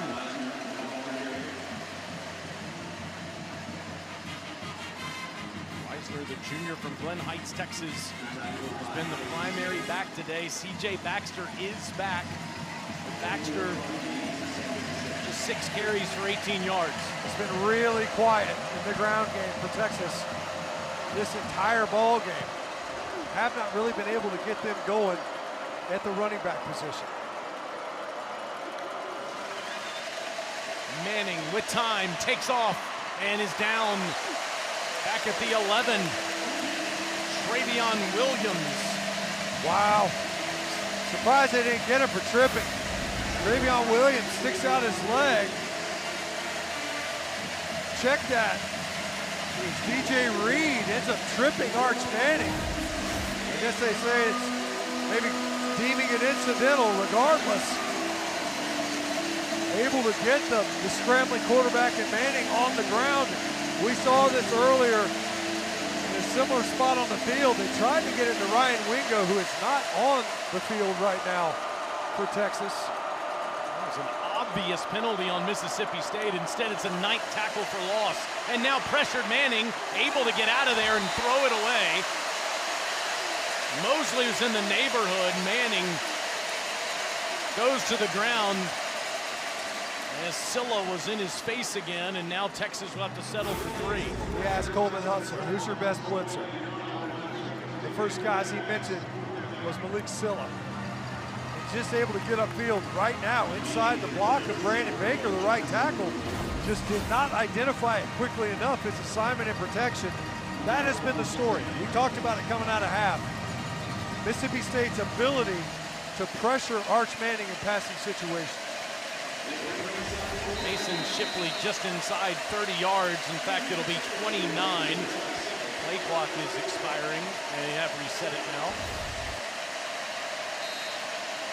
Bomeister to hold it. Lance St. Louis to snap it, but hold on.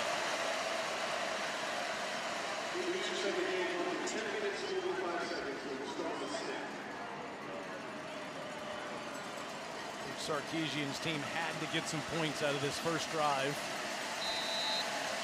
You can say they should have had a 1st and goal on a penalty not called on DJ Reed for tripping, instead of settling for this chip shot field goal.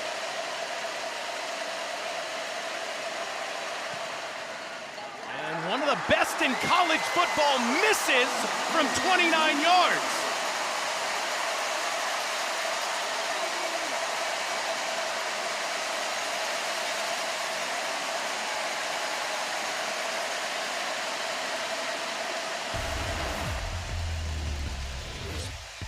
Perfect inside 50 yards this season, but he hooks it from 29.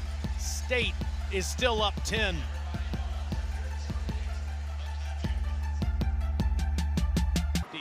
For the Texas defense. And Blake Shapen and Mississippi State go back to work on offense.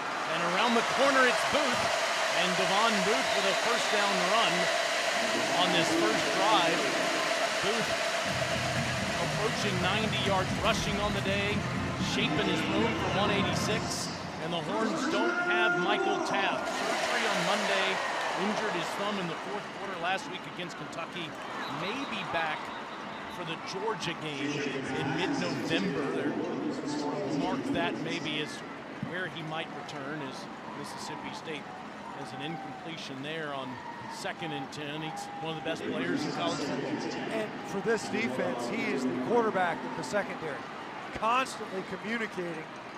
You see, versus a tempo offense, not ideal to be without your quarterback there at safety. All free play. going to blow it dead here. Yeah.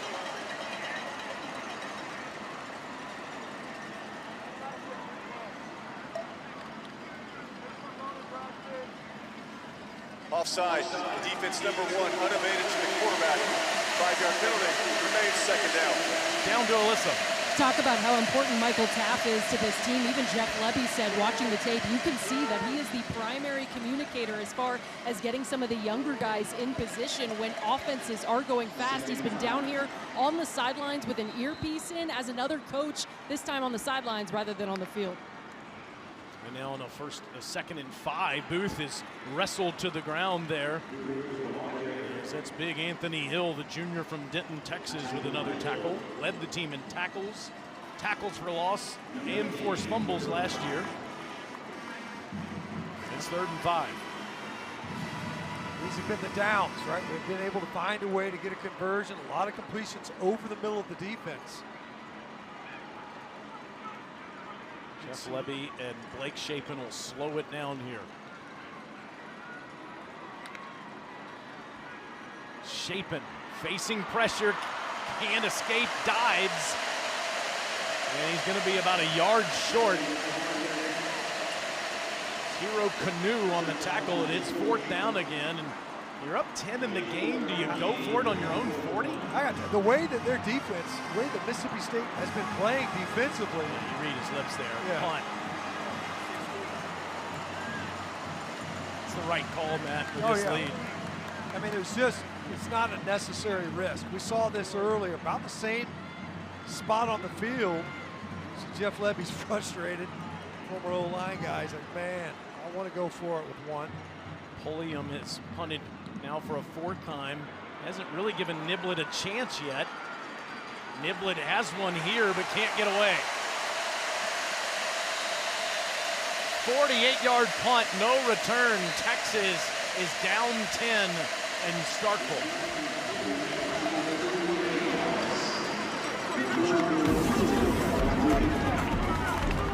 State Bulldogs up 10 in the 3rd quarter.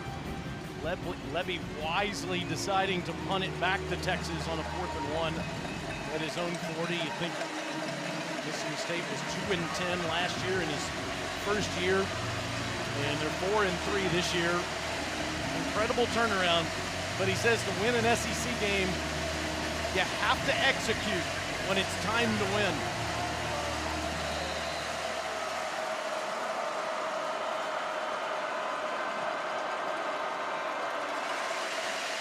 C.J. Baxter hasn't gotten free yet, and he gets a couple up to the 14-yard line. Tackled by, you guessed it, Jerron Manning. There's Lebby in his 2nd season in Starkville. He's just such an impressive guy to be around. Has such a passion for calling the game, but needs his team to break through with an SEC win to take the next step. It's Baxter again, and he gets up past the 20 and be 3rd and short. Well, you can tell, you can sense the frustration all week long, not just from Coach Lebby, but from his players as well. And we mentioned it off the top. This team's win-loss record is a liar, and much better than what that record would demonstrate. So far, this defense has been dominant versus Texas offensively. Can the Longhorns, who have not run the football well in this game, get a short yardage conversion? Coleman Hutzler's defense is the big reason for State's improvement. And to the air, it's a wide throw to Mosley, incomplete. Texas offense goes 3 and out against Hutzler's D. Well, Taylor, the tale is you've got a chance to try to slam it up in there with a running back, get behind one of those big offensive linemen. DJ Campbell back in there at right guard. Instead, you're trying to get it in there to Emmanuel Mosley on a slant. Mosley, you see Arch a little bit disappointed. That ball was out in front. Mosley looked like he wasn't quite quick on the break. Bowmeister barely got that off. Anthony Evans will call for the fair catch on a 48-yard punt.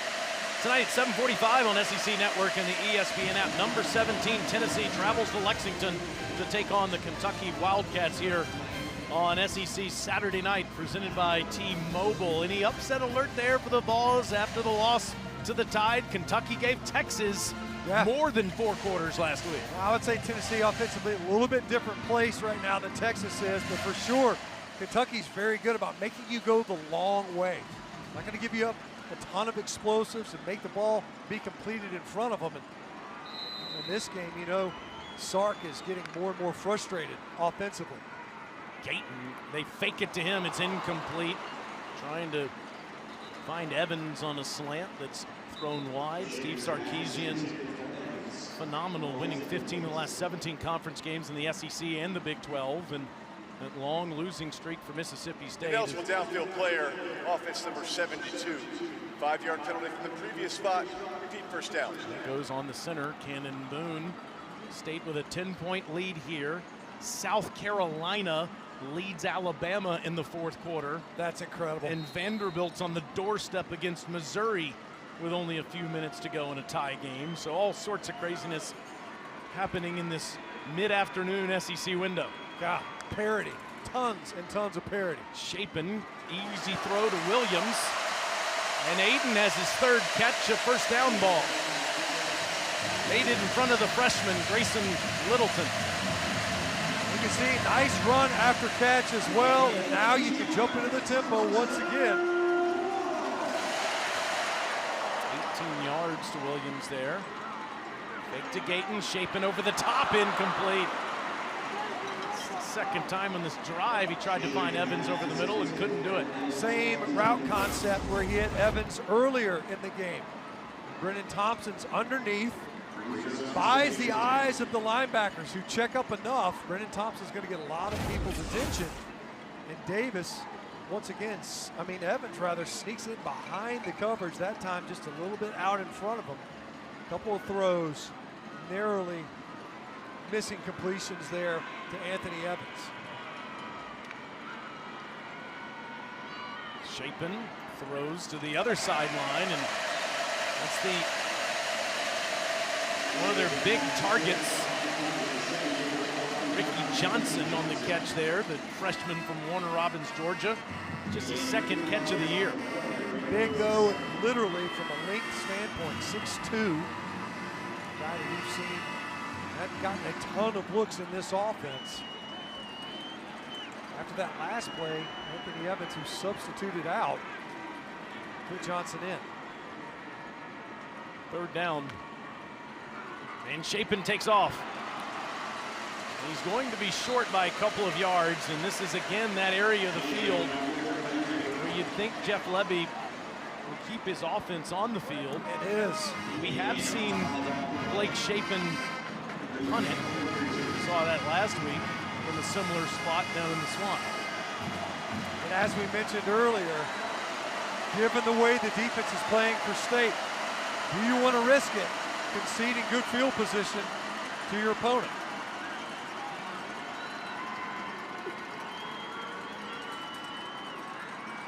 Maybe they just seek to draw him off.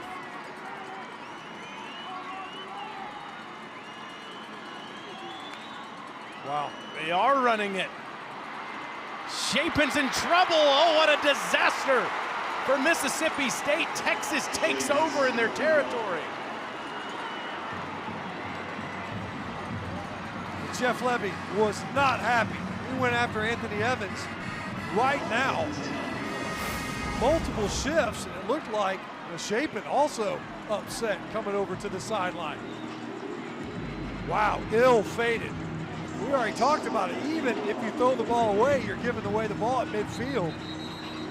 Instead, you lose even more yards. You can tell Shapen clearly wanted to get it to Anthony Evans, and look at him. Immediately he's like, hey. Alex January and Hero Canoe give the ball to their Texas offense in Mississippi State territory. Can Manning make them pay? Sideline ball, a good one down to the 35 to Emmett Mosley, the 5th, for 8 yards. Now, I get your MO. You want to be aggressive. But conceding that much yardage to a team that offensively is really struggling. Now you ask your defense to step up. Weisner on 2nd and 2. Ground game just can't do anything. Almost nothing. Brandon Jennings with the tackle. Very little to no help out of the offensive backfield. And once again, another great job right at the line of scrimmage by Jennings. Texas has 47 yards rushing in the game, which is why Manning will throw. And he's going down. Red Hippler.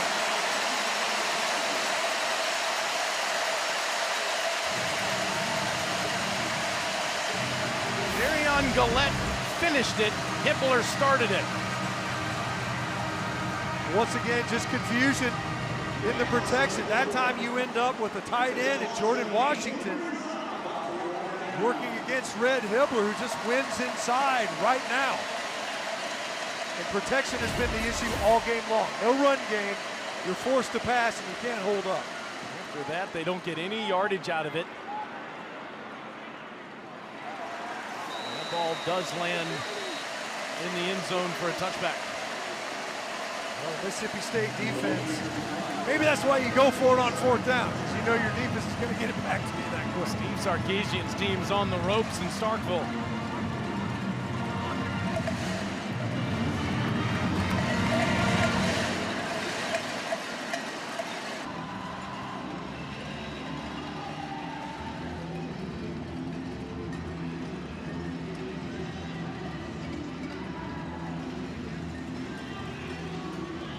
Wow. Dari, is that the same football team that we saw last week against the Oklahoma Sooners? It's just wild each week. No. In the Southeastern Conference. Vandy and Mizzou tied at 10. And Mississippi State up 10 on Texas here in Starkville. It's Booth. We will get a couple up to the 23-yard line. While we have a second, I do want to just salute someone during one of the last breaks here in Starkville. U.S. Navy World War II veteran Joseph Mobley was celebrated on the field. A man that certainly is in his 90s, if not into triple figures, was clanging his cowbell down in the goal line and got a standing ovation. As he should. Yeah, brought his own cowbell, was working it. 2nd and 7, Chapin's going down. He gets hog-tied in the backfield there by big Alex January, the second-generation Longhorn. It's a great individual effort that time by Alex January. This pass rush right off of the edge. Just wins right now. Trevor Mayberry just could not stay in front of him. Negative yardage play. Haven't seen a ton of those from the Texas defense this game. Mike played for UT in the 80s. Now 3rd and 13 for Chapin. Surveys and goes underneath to Booth, who has blockers, and he's got a first down.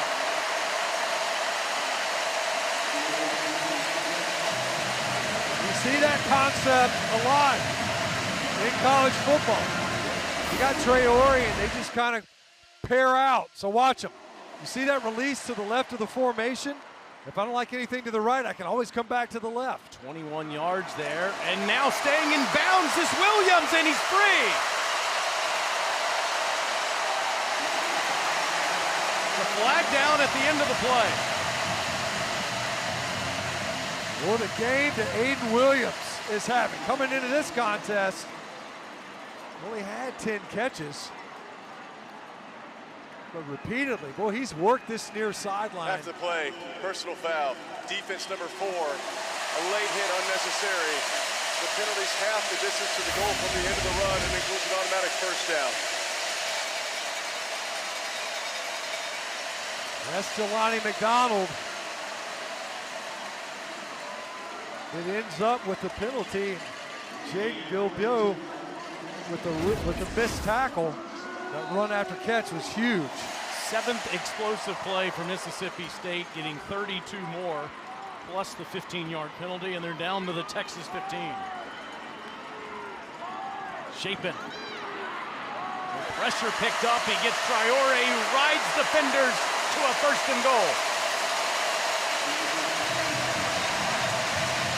Xavier Filson, he went for the ride there. Yeah, saddle up. Traore did a great job driving his feet. Chapin on a quarterback keeper. Can't get free. It's Filsamy who makes the tackle, and it's now second down. That time very well defended. Filsamy, good job coming in there in that run fit. Pick up that blocker in the quarterback run. As we've mentioned before, short yardage scenarios, red zone situations. Jeff Levy a little bit more deliberate in his timing, not as fast-paced. Free play. They're not even going to let it count because he takes a hit there, but it was caught even though Williams was out of the end zone.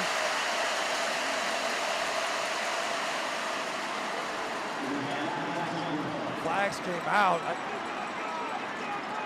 Chapin still ends up getting grilled. Aiden Williams is saying, hey, I caught it. Bill Judge is saying, no, in fact, you did not. Didn't matter. It was whistled dead. Offside. Defense number 98 with contact. The penalty's half the distance to goal. Remains second down.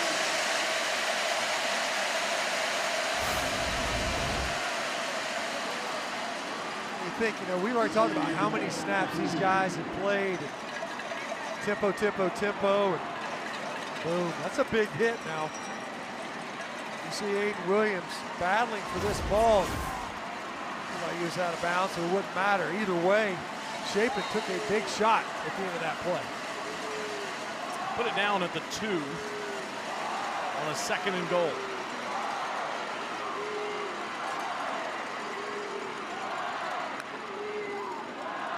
Booth, no. Loses 2, maybe even 3 yards. Trying to go at the heart of that UT defense. Ethan Burke, senior from Austin, in there. Ethan Burke, great job. Just a couple times we've called his name. He's been able to win underneath the blocks. And look, we've seen teams test the Texas interior defensive front in this low red zone area. Ask Kentucky.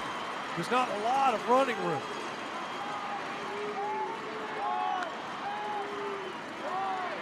Chapin, end zone, touchdown, Thompson.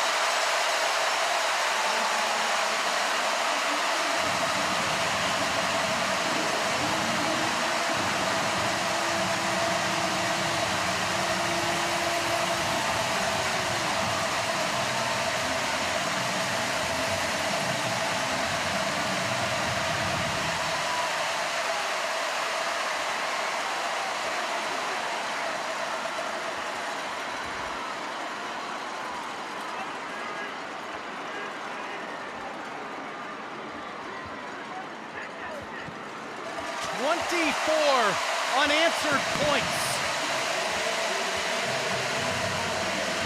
South Carolina leads Alabama and Columbia. Vanderbilt leads Missouri and Nashville.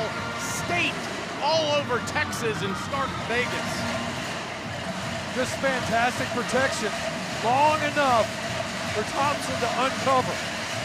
Chapin, great job, not panicking, not flushing, managing the pocket. I got to tell you, Taylor, I got to go back. You give it up on downs, on fourth down, you go backwards. Mississippi State defense gave up 0 yards, forces a 3 and out. And the Bulldogs take it 80 yards on 8 plays. The defense, once again, answering the bell, and the offense taking advantage of that opportunity. Complimentary football really at its finest on display right there.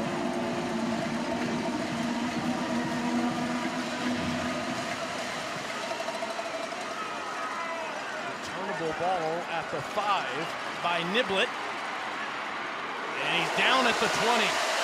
Hasn't been able to do much today in special teams. Well, much was made all week about the Texas special teams. Jeff Levy repeatedly said, hey, I got to tell you, we think our special teams is pretty good too so far this year. And I will say in this game, they have done an excellent job. Remember, they did get that field goal block. Otherwise, when they're talking about exchanging possessions, they've done a good job of flipping the field and containing Niblett in the return kick. We have a wild finish in Nashville and in Columbia going on. Alabama's just tied it up against South Carolina. Wow. Vanderbilt clinging to the lead against Mizzou, and Texas needs to get to work here. Manning throws a great ball to the sideline. It's caught by Emmett Mosley as we come towards the end of the third quarter in Starkville.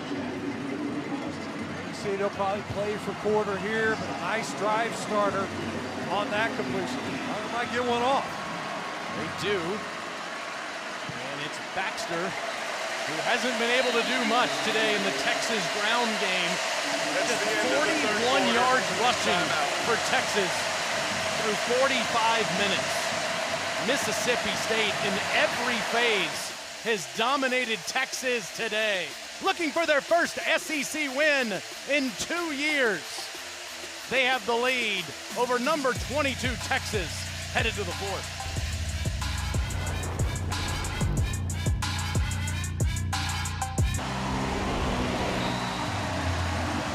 This place has been lit up from the jump.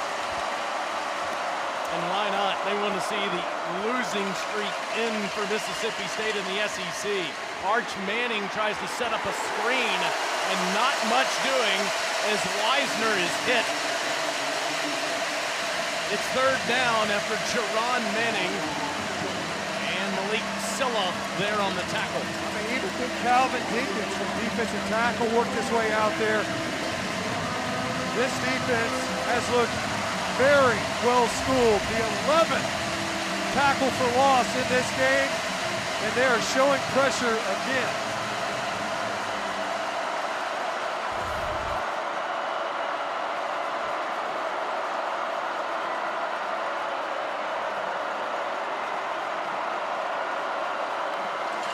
On 3rd and 10, Manning,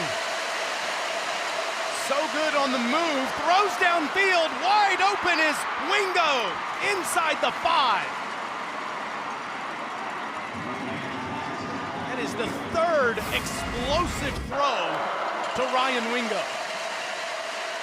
He started out in that punch set to the right side of the formation, and it looked to me like got eyes caught in the backfield. I think the secondary expected Manning to get sacked once again, and Wingo just runs right past the coverage. 47 and 62-yard catches for him today. Fake to Wisner, over the top, incomplete, and here comes the flag as Mosley. His movement was stunted. Yeah, he's working against Kelly Jones. Mentioned his name numerous times, especially in the low red zone. They Pass interference, go back there. defense number 13. The foul occurred in the end zone by rule. The ball be spotted at the 2-yard line with an automatic first down. Call it on Manning. He easily could have gotten it on Kelly Jones as well, who was on the ball, the intended receiver. At the bottom, see the tackle there, trying to get the ball to Mosley. It was Jones.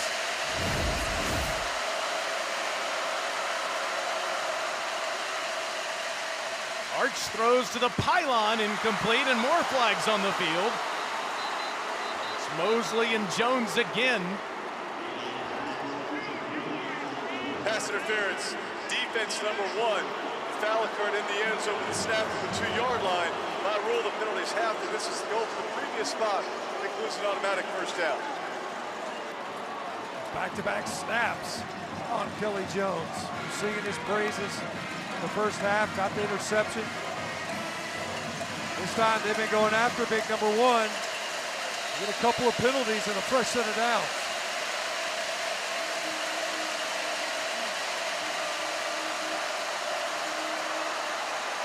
Movement by the Texas front. False start, offense number 81. 5-yard penalty, remains first down. Alyssa, can you hear me? Yeah, guys, the end zone that Texas is trying to punch it in is right in front of the loudest area of the stadium between the cowbells and the students. Now the rain coming down for the first time in a little while here.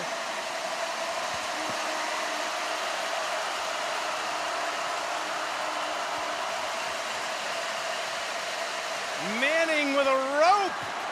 And that's caught. No, incomplete. Livingston had it. He thinks it's a touchdown, and they're talking about it.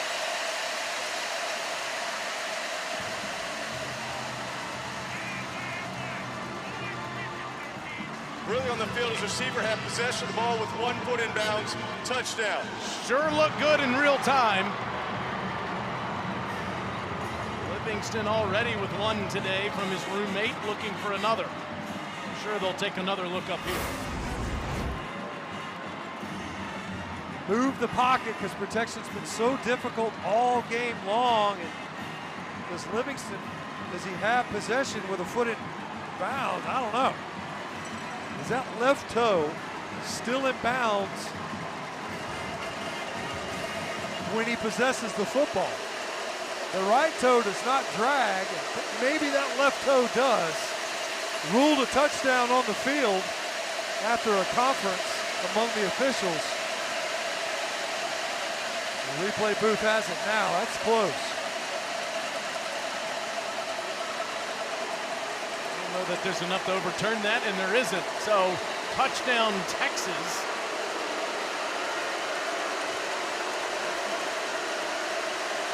And Shipley's on to make it a 10-point game again.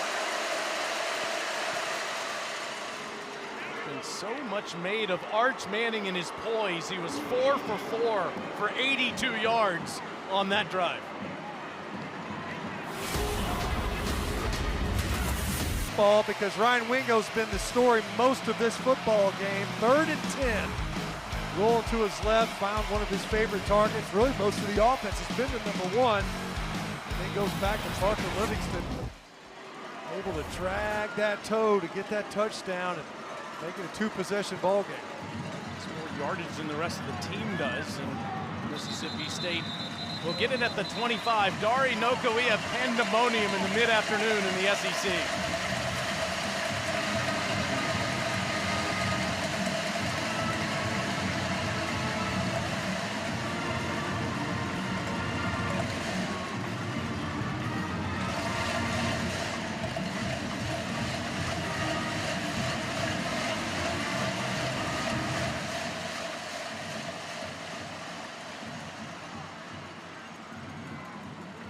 Wild in Columbia, where the Gamecocks had control of it late in the 4th quarter, and here Mississippi State is up 10 with the football with just over 13 minutes to go. Shaping another line of scrimmage throw and a good positive play on first down to Traore, who has been big today. That's his 6th catch. Just moving the line of scrimmage. Get it to a big body out there with the blocker out in front.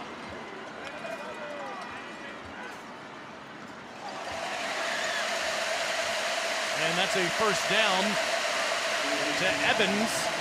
And Evans is out near the 38. Wardell Mack on the tackle. It is Evans' 4th catch. He has at least 4 in every game this year. Shapin with a shovel. It's Booth that's off to the races. He's gone.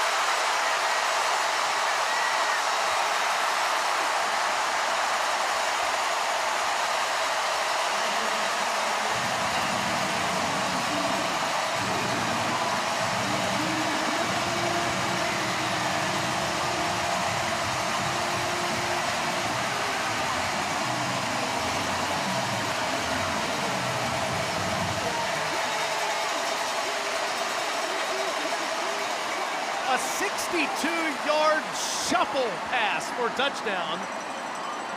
Mississippi State has at least a 40-yard pass play in every game this year. They have 15 on the season, which leads all of college football. Well, Taylor, we were down on the field and we were looking at Blake Shapin and we're like, man, there's not much to this guy. He's not a big dude. But boys, he's done a great job of just sliding around in the pocket, great awareness. And we've seen 5 targets. That was the 5th target to Devon Booth. A couple of drops in this game. Turns out he was throwing it to him wrong. You just got to kind of shove it at him. That time able to make the catch. And boy, they are jacked up on the Mississippi State sideline. This place is rocking and the Cowbells are playing.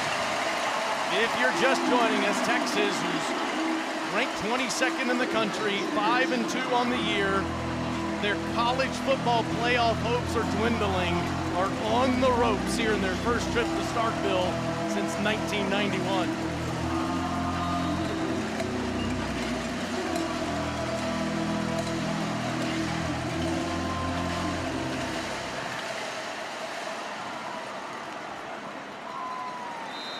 All right, Dari, you told us about the Tide and the Gamecocks. What's going on with Vandy and Mizzou?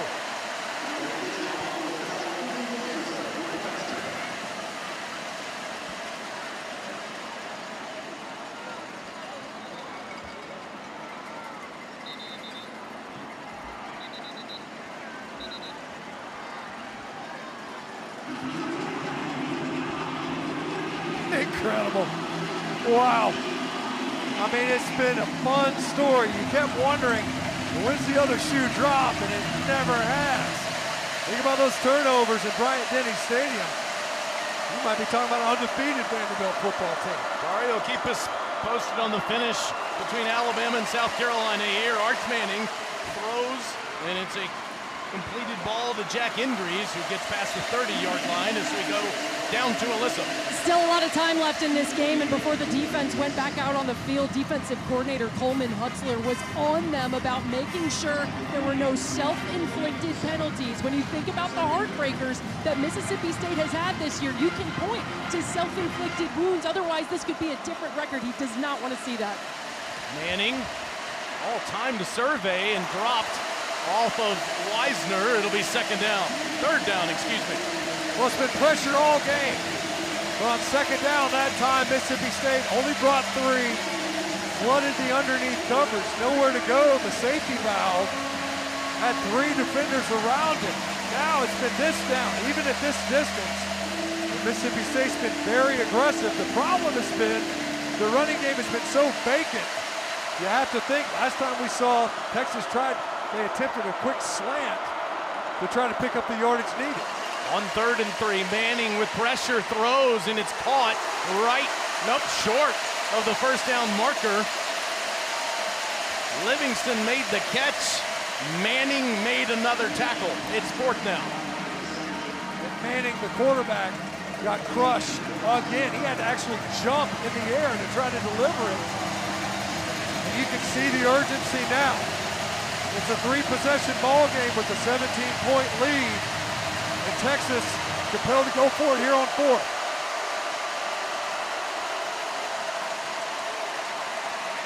Manning throws, incomplete. There is a flag down. Personal foul, roughing the passer, defense number 6 with the second act. 15-yard penalty includes an automatic first down. Deontay Anderson called for that personal foul. Well, so there's the penalty that Coleman Hutzler is talking about. That type of penalty, we just can't have it. You saw it earlier, take a field goal off the board, and you allow Texas to score a touchdown. Obviously, position coach is going to get after it. Coleman Hutzler's got to keep coaching his defense. Just a really poor decision. At the end of this play, you pull up, you don't make contact. And it's Wisner inside the 47, down near the 46. Under 11 minutes to go in the game. Texas only 46 yards rushing in this game today. And really, outside of the big plays, the offense has been stagnant. Manning, he throws against his body, incomplete. You tell he was kind of expecting, it looked as if he was expecting Wisner to work back with him. When your quarterback's rolling, you have to move with him. He's rolled to the right, you got to break to the right. If you're deep, come shallow. If you're shallow, break deep. That time Wisner just stayed put. Didn't give Manning anywhere to go with the football.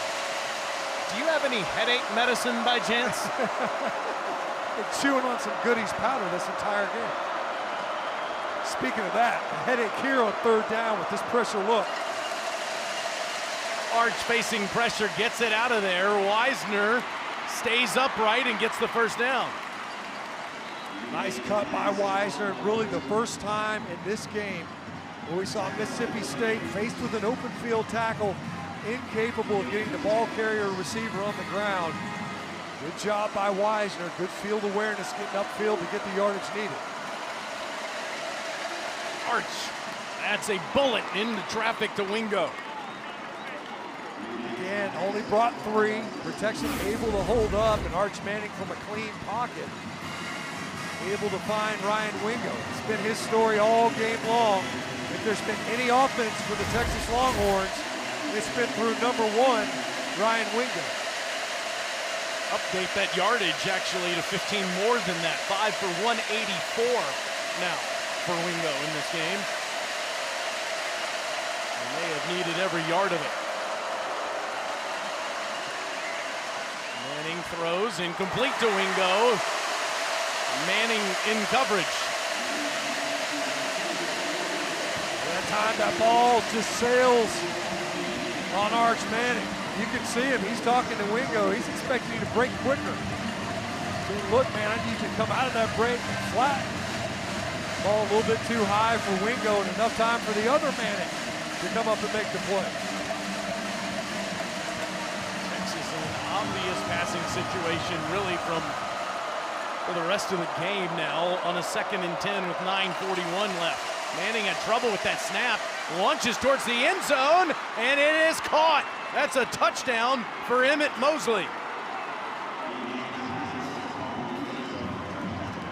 21 yards for the sophomore transfer from Stanford.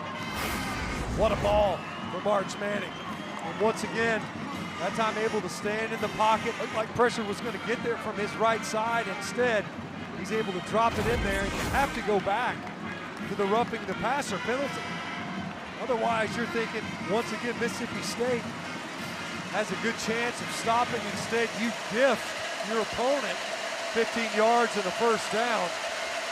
That type of penalty, the one that Coleman Hutzler talked about, cost the Bulldogs, and the Longhorns able to capitalize. It's a 10-point game. Remember, Shipley did miss a 29-yarder earlier. Otherwise, it'd be a 1-score game. Texas trying to hang around in Starkville.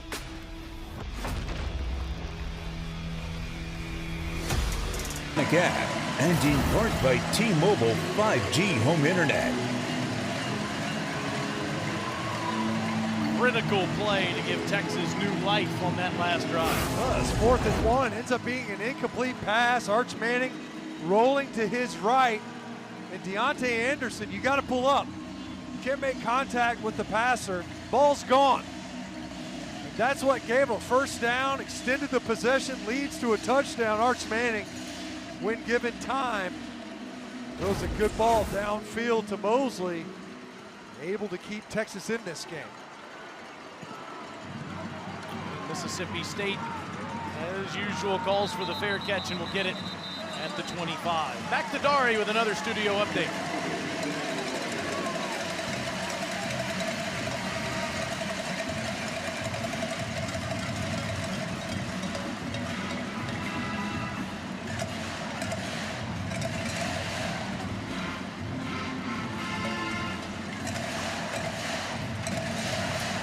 Here in Starkville, Mississippi, we're upstairs in the booth.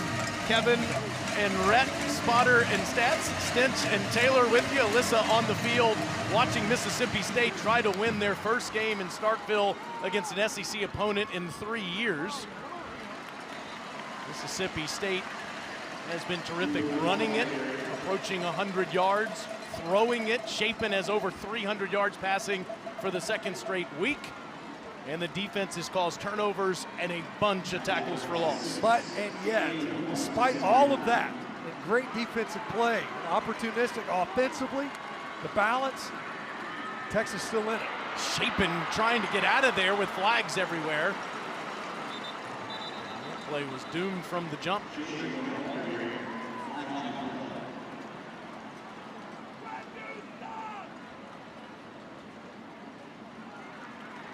Steve Sarkisian here, do you decline this and make it 3rd and long or take the penalty? You see, that's exactly what he's discussing. thing is he does. That's Holding, exactly what he offense says. number 6. The penalty is declined. The result to play is third down. And this feels like a big one coming up next. First, let's look at this last one. Watch the pressure. The back does a good job coming across. I don't know. I mean, he ends up, that actually looked to me to be a pretty clean block. Good job by Booth. Regardless, the size difference probably led to some of that. 3rd and 10 plus. Usually look for Anthony Davis. He's been the answer, Evans rather, throughout this day. 3rd and 12 for Chapin, and he's down. He takes a huge hit. Anthony Hill. Texas forces a 3-and-out, exactly what they needed, and this one is far from over. No, absolutely it is. Think about the big plays. Great job. So watch, you're going to end up kind of stunting. It's a little twist on the inside. Hill starts. He's a great job getting upfield quickly. It involves the running back. Dangerous punt returner here. Ryan Niblett hasn't gotten free yet today. It's a good kick by Pulliam that's going to take Niblett back to his 30-yard line. And Niblett runs into his own man shy of the 40. Well, Taylor, we've seen this multiple times in this game. The offense, maybe a quick possession, hadn't happened a ton. They turn the ball over on downs. The Mississippi State defense has found a way to get a stop. Would have stopped Texas on the previous possession were it not for the personal foul penalty roughing the passer. Now they need another answer, and because Texas has stayed in this thing fighting, the big playmaking in the passing game, the Longhorns still with an opportunity to climb back into this game.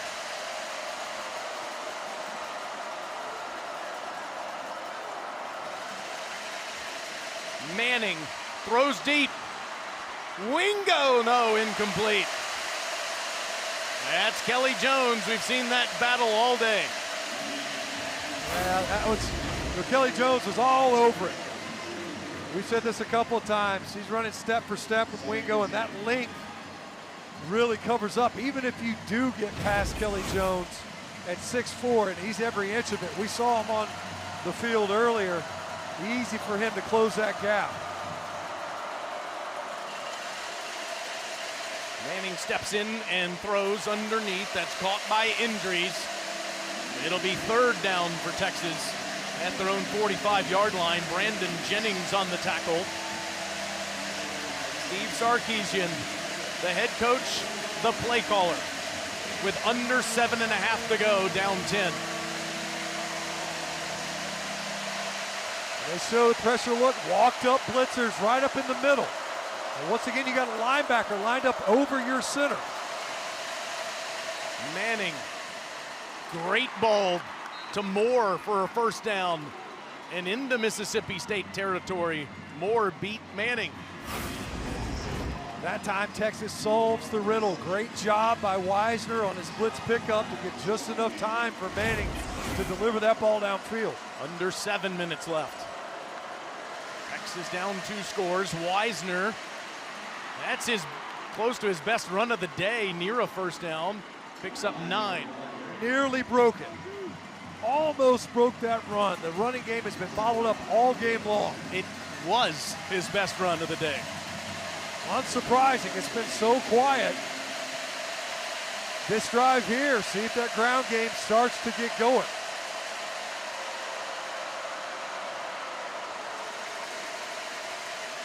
Manning wants to go deep. Incomplete. There are flags on the field. Livingston was pushed by Williams.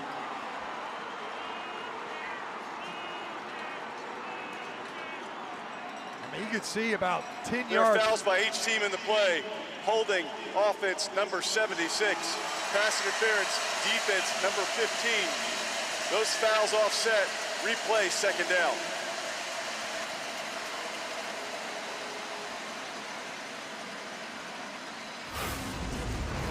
Check this, there isn't a 76. Yeah, it's right up the middle, though. It's called on, it should have been on Trevor Gooseby.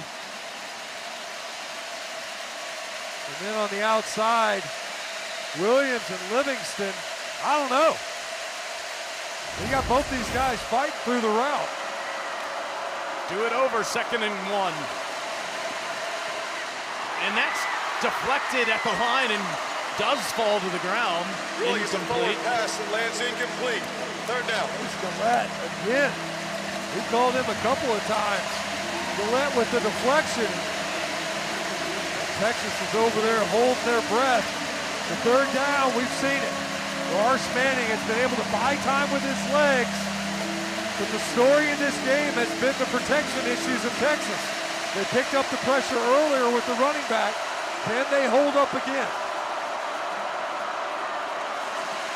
Manning wants to throw to Weisner, wide open, 1st down, inside the Mississippi State 25, and down inside the 20. 15 yards on 3rd and 1. Well, in a game where he's been running for his life, getting rocked on some of these pass attempts, Arch Manning still able to hit the layup. Easy pitch and catch, and Weisner, twice now on this drive, able to run after catch and pick up good yardage. Career high in passing yards for Arch Manning today, 332.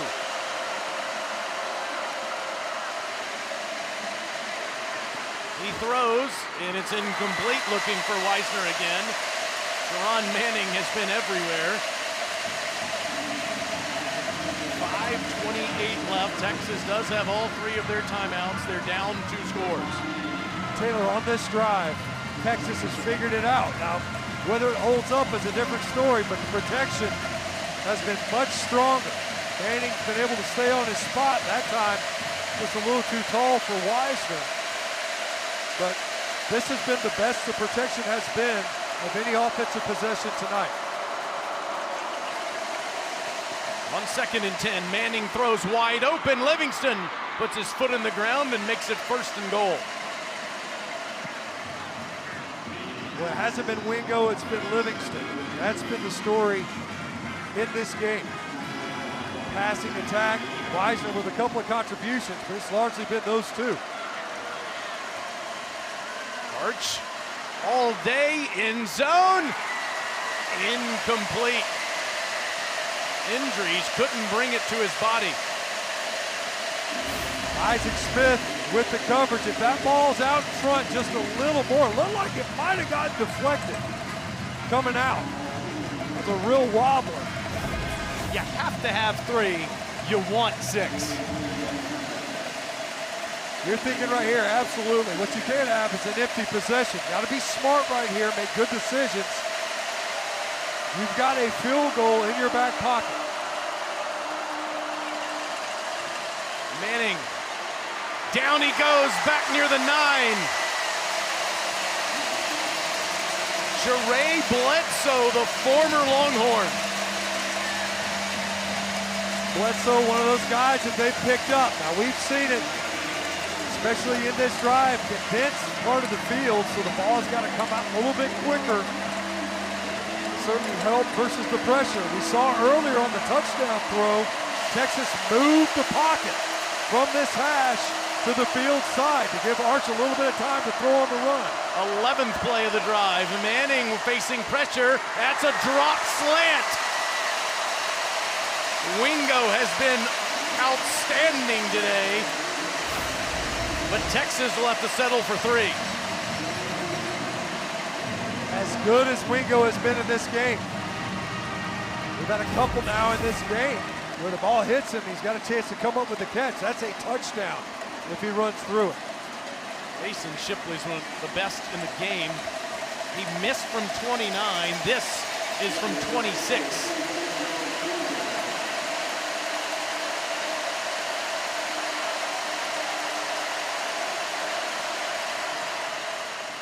And it's a 1-possession game with 4:14 to go. Can Mississippi State put Texas away for their first SEC win in 2 years? Now available on the ESPN app. Man, we've been wearing that app out today. Wild finish in Nashville and Columbia, and it's getting wild. In Stark Vegas, Texas was down 17. They've cut it to 7. And now they're coming out with this, and Booth made a mistake. Mississippi State will start at their own 13-yard line. They've been calling for fair catches all day, but not that time. Coming up next on SEC Network and the ESPN app, number 17, Tennessee travels to Lexington to take on the Kentucky Wildcats. Let's do up in 10 minutes. Can Mississippi State and Blake Shapen put the game away? Arch Manning has a career high in passing yards today. So does Shapen. So far in this second half, after a torrid pace in the first half, only 23 offensive snaps for Mississippi State offensively. And they will go to the ground, and it's Booth straight ahead, who gets it up to the 17-yard line. Alex January on the tackle. State's been really committed all game long. We talk about some of the big plays in the passing game. Booth had the big long run, but they've kept their offense balanced. You have to stay at least respectful of that run game. Shapen throws. Thompson makes the catch just short of the first down. Up at the 22, it'll be 3rd and 1. Jalen Gilbo made the tackle. I always see Thompson a little bit shaken up after that, holding his hand. They're going to leave him in there, trap that Texas personnel on the field. Strength of Texas defense has been its interior in the front line today, especially on plays like these. We've seen it. Boy, they got a lot of bodies along the line of scrimmage. The box count, not Mississippi State's favor to run it. Just under 10 on the play clock and under 3 minutes left in the game. Jeff Levy's going to let it run all the way down and call timeout here.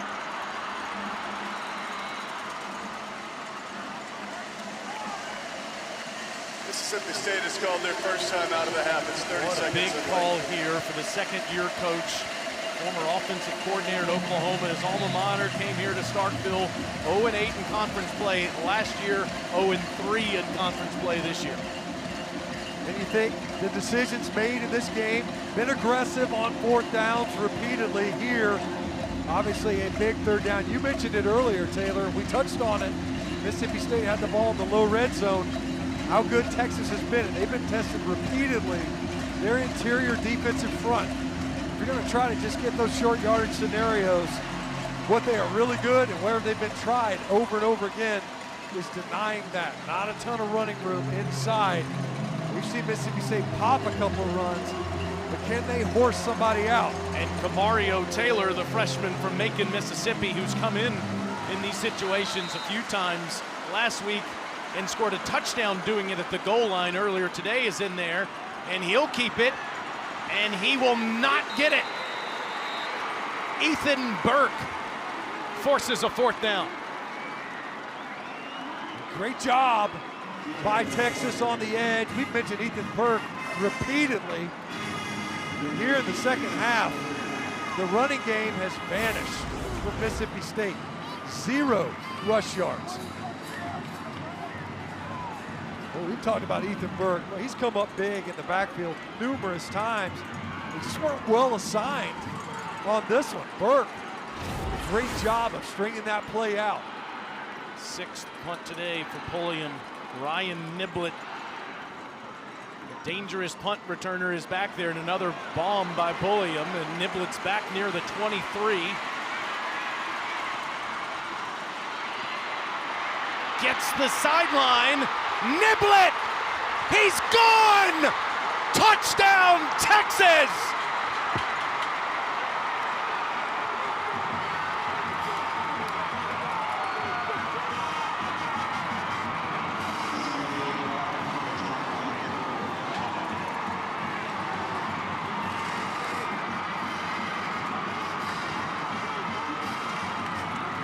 It's a week-by-week thing with him in special teams. He did it against OU. He did it twice against Kentucky.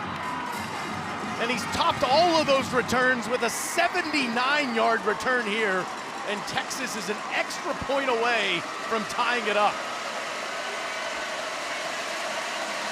Just remarkable. What a playmaker. What a weapon in the return game. He's been the difference. Difference versus Oklahoma, difference last week versus Kentucky. Maybe even the difference tonight versus Mississippi State. 24 fourth quarter points for Texas. Tie game. Try is good. This is the 2-minute timeout. Incredible. It was a bomb, like you said, from Pulliam, but when you kick it that far, you wonder, did you out-kick your coverage? Gunner can't get it down on the edge and nibble it. What a great run, running through would-be tacklers. The sophomore from Houston, Texas gives Sark new life. We are tied in Starkville.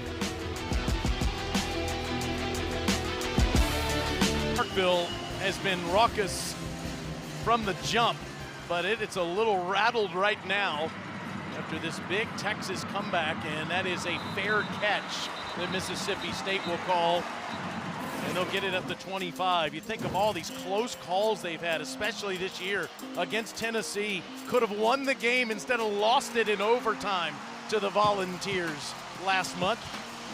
After losing to Texas A&M, they had it, but then the interception that Blake Shapen throws to Florida's Makai Boro at the Florida 29, the Gators survive. Billy Napier did not, but the Gator team did. And now we're tied at 38. Texas trailed 38-21. Mississippi State back-to-back 3-and-outs the last 2 times they've touched the ball on offense. Shapen hands to Booth again, and Booth will get ahead to the 28. That's 3 yards. Ethan Burke on the tackle. Texas has all 3 of its timeouts. Mississippi State has 2.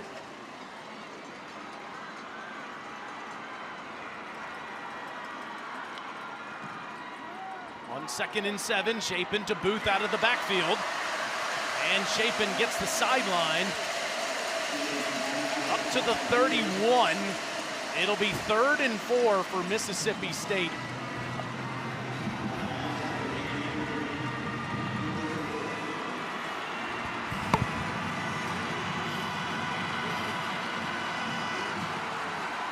.120 left in the game on this 3rd and 4.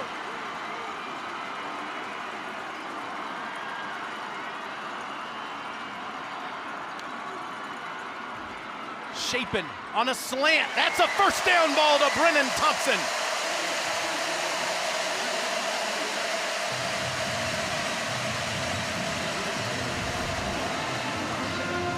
Thompson now with 6 catches on the day. Shapen throws again, and it's a good ball. And it's Evans into Texas territory. Kyle Ferry made a 55-yarder, a school record against Southern Miss. Needs about 11 more yards to give him a reasonable chance. Shapen, pressured, throws into the bench. Texas defenders in the backfield there. Alex January has lived back there in the second half.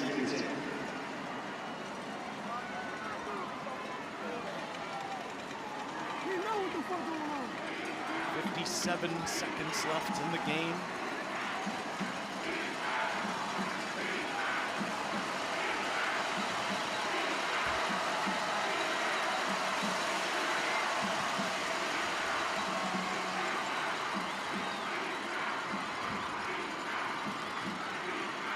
Shapen on a quarterback draw, and Texas tackles him down at the 42. Colin Simmons on the tackle. Neither team is using timeout here. On the 3rd and 6, let's see how far down either side allows it to go here. Jeff Levy's coming over.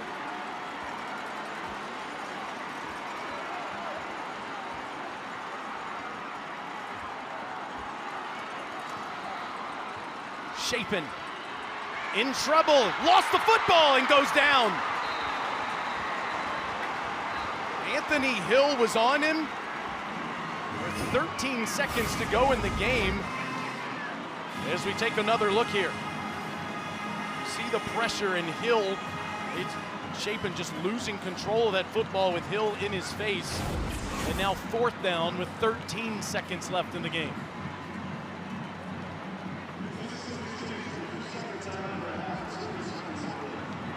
So now at midfield on a 4th and 10, and staring overtime in the face here, Mississippi State will call its 2nd timeout.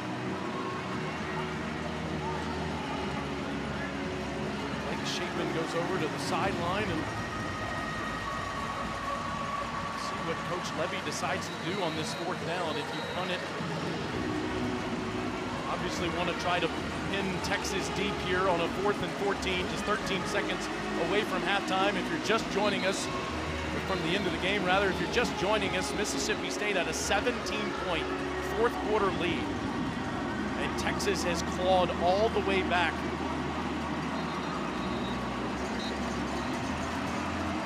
Blake Chapin and the offense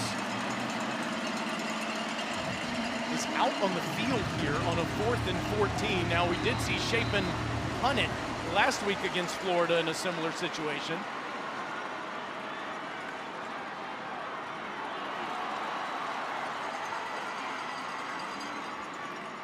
And now, play clock running down. Coach Levy is standing next to an official on the sideline.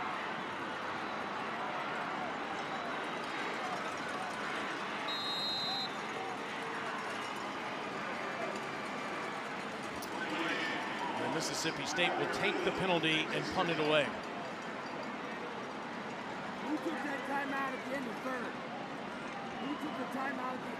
Wow, what a turn of events here in Starkville in the 4th quarter. Mississippi State so close to winning their first SEC game in over 2 years.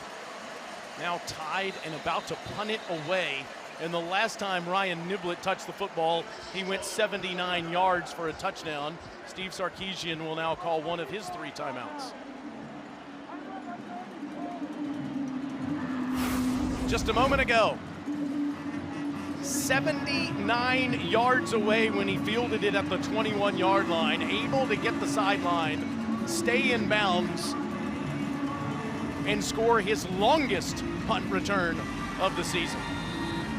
The 75-yarder in the Cotton Bowl a couple of weeks ago.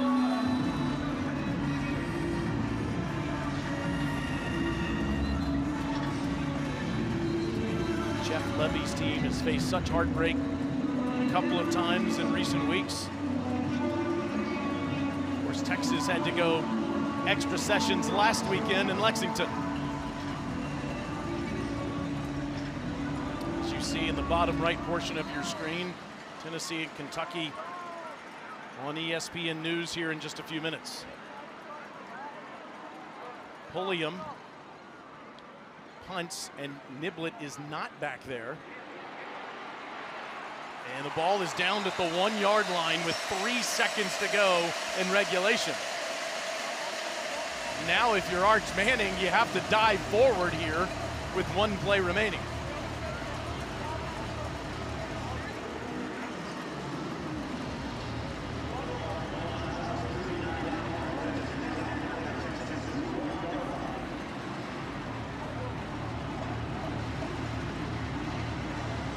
Sarkisian huddles his team up and has to make sure that his quarterback, Arch Manning, who has been outstanding in the second half, moves forward to stay out of that end zone and go to overtime.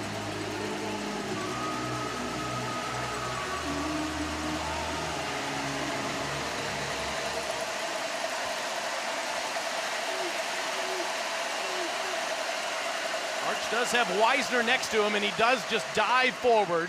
And we're headed to overtime in Starkville.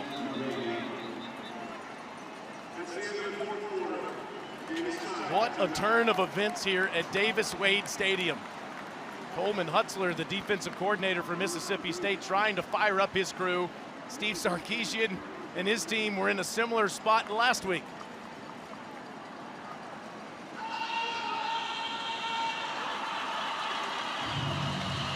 .38 apiece in Starkville. Mississippi State controlled it most of the game, but Texas has come fighting back. Stay where you are.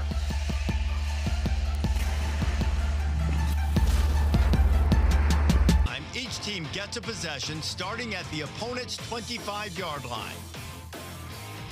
If it goes to a second overtime, teams again start at the 25-yard line, but must attempt a two-point conversion after a touchdown with no extra points allowed. From the third overtime on, teams alternate two-point conversion attempts from the 3-yard line until the game is decided. Thank you, Reese. Now we understand the situation for overtime. How about how we got here? Mississippi State trailed by 7 early, dominated the second quarter, extended their lead in the third. We have a winner. First, let's you're hear the this. Team, so you'll call it the same point as before. This is heads, this is tails. Call it if you would, please. You're going to make whoever wins is going to get a choice of offense, defense, or which end of the field. What you like? Tails. He's called tails. We'll let it hit the ground. It is heads. You've won the toss. You're going to play defense. Which end going to play in the south end? Got it. Mississippi State has won the toss and elected to play defense. Texas is elected to play in the south end zone. Mississippi State on defense first. Texas is about to get the ball. A 29-yard field goal by Mason Shipley was no good. One of the best kickers in the game, missing a short yardage situation. Arch Manning throwing downfield, but was roughed by a Mississippi State defender, Deontay Anderson, and then Ryan Niblett went 79 yards on a punt return to tie the game to get us to this position. Texas led early. Mississippi State dominated the second and third quarter. Texas with an incredible comeback in the fourth to force it to OT, Alyssa.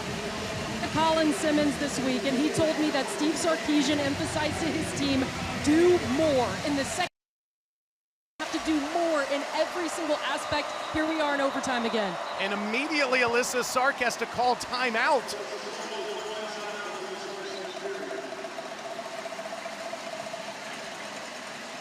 Clearly, there was some miscommunication there with the formation. Sarkisian talks to Jordan Washington, one of his tight ends there, and instructs Arch Manning in this offense. Manning has been brilliant. Both quarterbacks have.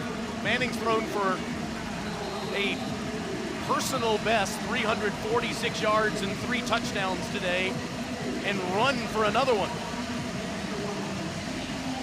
Is this his moment in 2025? This 5-2 Texas Longhorns been on the road for over a month, and they have fought tooth and nail to send it to overtime. On the first play, Manning steps up and runs. And the big man has a first down inside the 15. He was hit by a couple of players, Isaac Smith, one of them, and see Arch having trouble getting up. His ankle on a touchdown run on the second play of the game. Clearly in some pain here.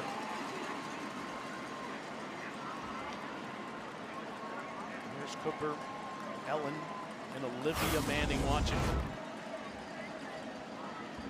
Smith with the hit.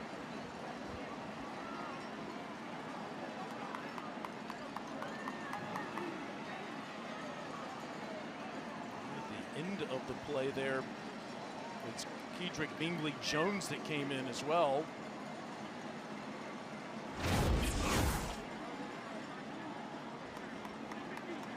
6'4", 220 pounds.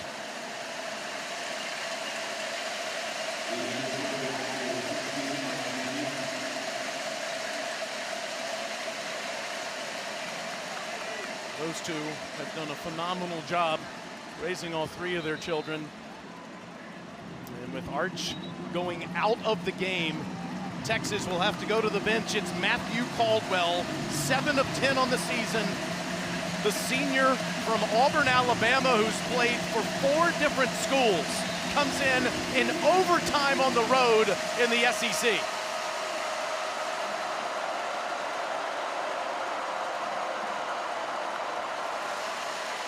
Caldwell hands it off, And it's Wisner who runs down near the 5, inside the 5 to the 4. Rylan Lanier on the tackle. Caldwell 7 of 10 passing, 75 yards on the season.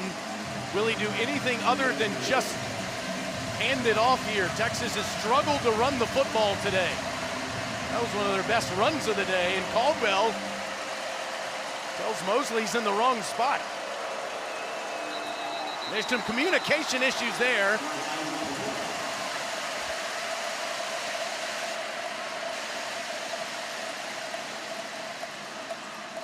Illegal snap, offense number 62, 5-yard penalty. Second down. Connor Robinson starting for Cole Hudson in communication problem with Caldwell as we go to Alyssa. Yeah, guys, standing here watching Texas's injury 10, Arch Manning still in there, but he did try to stick his head out to see what his offense was doing before the trainers pulled him back in. Looked a little bit woozy going in there, but I will give you an update when I have it. That tent is zipped up in there, and instead of 2nd and 1, it's now 2nd and 6 for Caldwell. It is Wisner to Caldwell's right, throws to the back pylon. It is caught by Mosley, but out of bounds. Really on the field is an incomplete pass, 3rd down.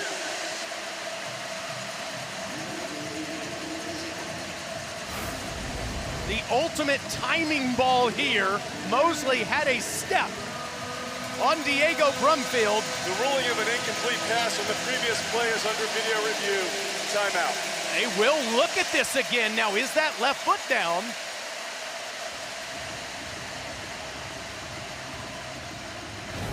Replay official Jim Laborde and the communicator Pat Tate will talk to our referee Jason Autry. Is there enough to overturn that call on the field? Just have to have 1 foot down. Is that foot down with the left foot down while he possessed the football is the question.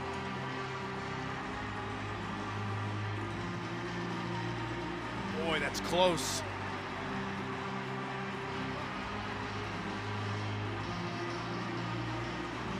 This might be the best look. Does he have control of the football as he's bringing it to his body with his left foot inbounds is the question. Feels like the ultimate judgment call to make there. But again, remember, the call on the field is incomplete.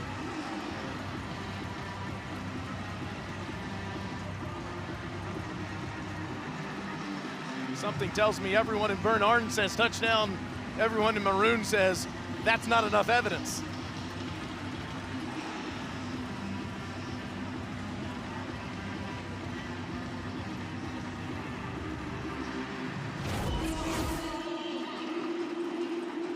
Mosley sure thinks he got it. Sophomore pre-med major came over from Stanford. His parents were both great athletes at Notre Dame. Showing it on the big screen, and he thinks it's enough.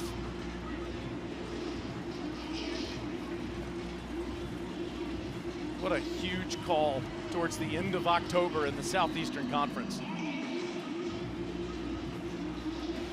After video review, the ruling is touchdown. The receiver had firm control of the ball with 1 foot inbounds. It'll be a try for Texas. First lead for the Longhorns since 14-7 early in the 2nd quarter on a Matthew Caldwell touchdown pass to Emmett Mosley.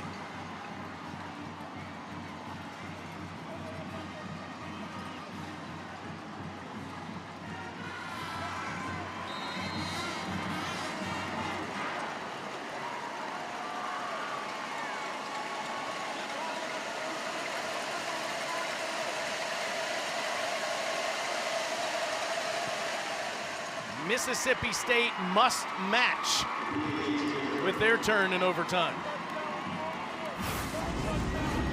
One more look here from Caldwell to Mosley with Arch Manning in the tent, Alyssa, watching.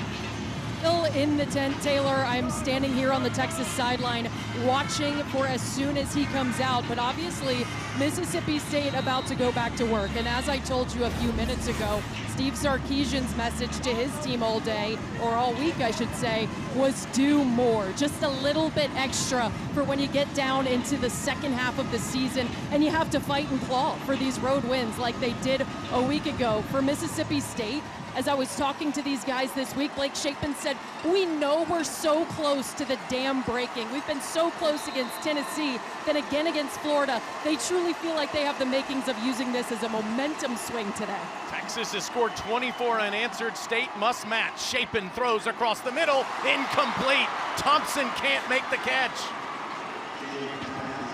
It was thrown a bit behind him.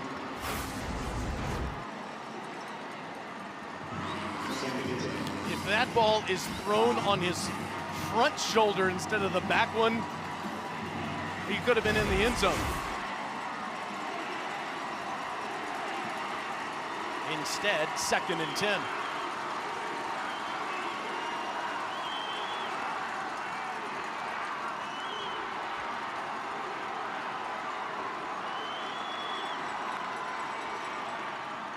Shapen facing pressure, throws to the corner and incomplete. Thompson can't make the grab. Coverage by the freshman Grayson Littleton. Starkville is stunned with what's happened since 12:29 to go in the fourth quarter. It was 38-21 Mississippi State. Texas has scored 24 unanswered points, and they're a stop away from winning.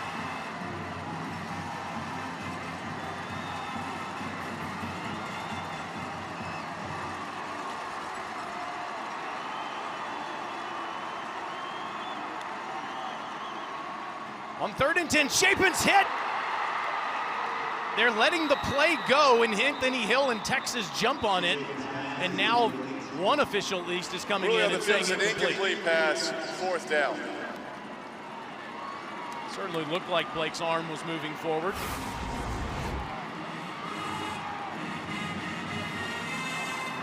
And it was.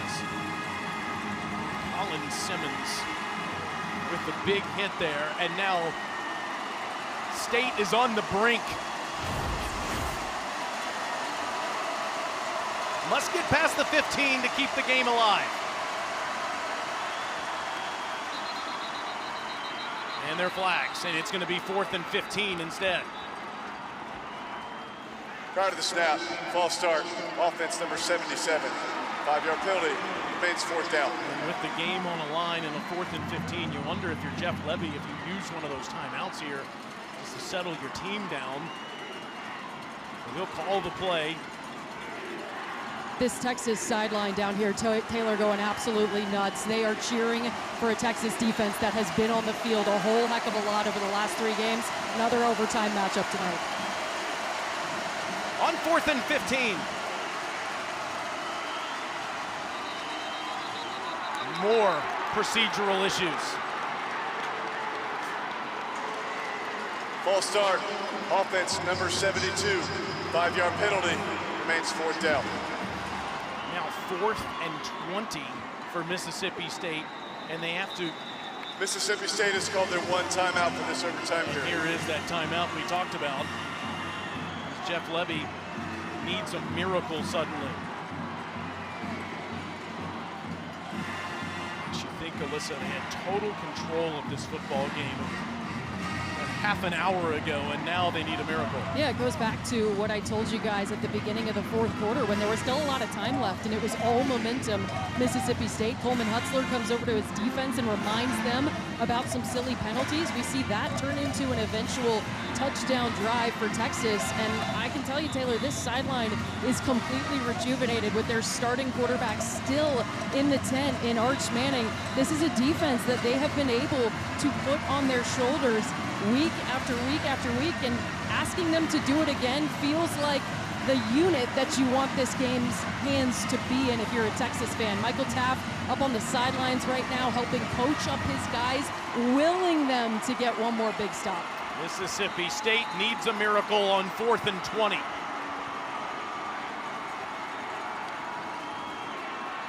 Shapen facing pressure, trying to get out of there. He can't! Texas ends the game with an Ethan Burke pressure. What a miracle win at Mississippi State for the Texas Longhorns in overtime.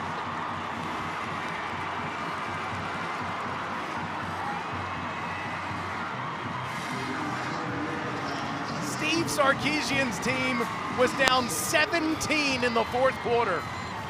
Somehow found a way and survives. One more look at the last play. Good pressure by Lance Jackson, the freshman from Texarkana. And somehow Steve Sarkisian's team has found a way to win, Alyssa. Coach, your team battled all night long to get back into this one and force overtime. What can you say about the fight that you saw from your group tonight? Well, that was the one thing I asked for yesterday in the team meeting. I said, guys, this is going to take 60 minutes. We got to be the tougher football team mentally and physically, and it's got to be all Texas fight tonight. And that's what it was. We didn't play great football tonight, but we surely fought. We played as a team. It's back-to-back weeks. Our culture showed up. Feels like back-to-back weeks for Ryan Niblett coming up with a huge play. What did he do for you in that moment? Well, he's a phenomenal player. He's courageous. He's confident, and so's that whole unit. You know, and they block extremely well for him. So great by him. It's been a month on the road. Can't wait to get back to Austin, get back to DKR next Saturday. Thanks, Coach. Congrats. Thank you. 42 days on the road. They go play Vanderbilt next Saturday at 12 o'clock Eastern on ABC. They outscored Mississippi State 24-0 in the final 9:34 of regulation and overtime. Mississippi State has lost 16 straight SEC games. Again, our final score, Texas 45, Mississippi State 38. We send it out to Lexington for Tennessee and Kentucky. For Matt Stinchcomb and Alyssa Lang, I'm Taylor Zarzer. Here's Tom Hart.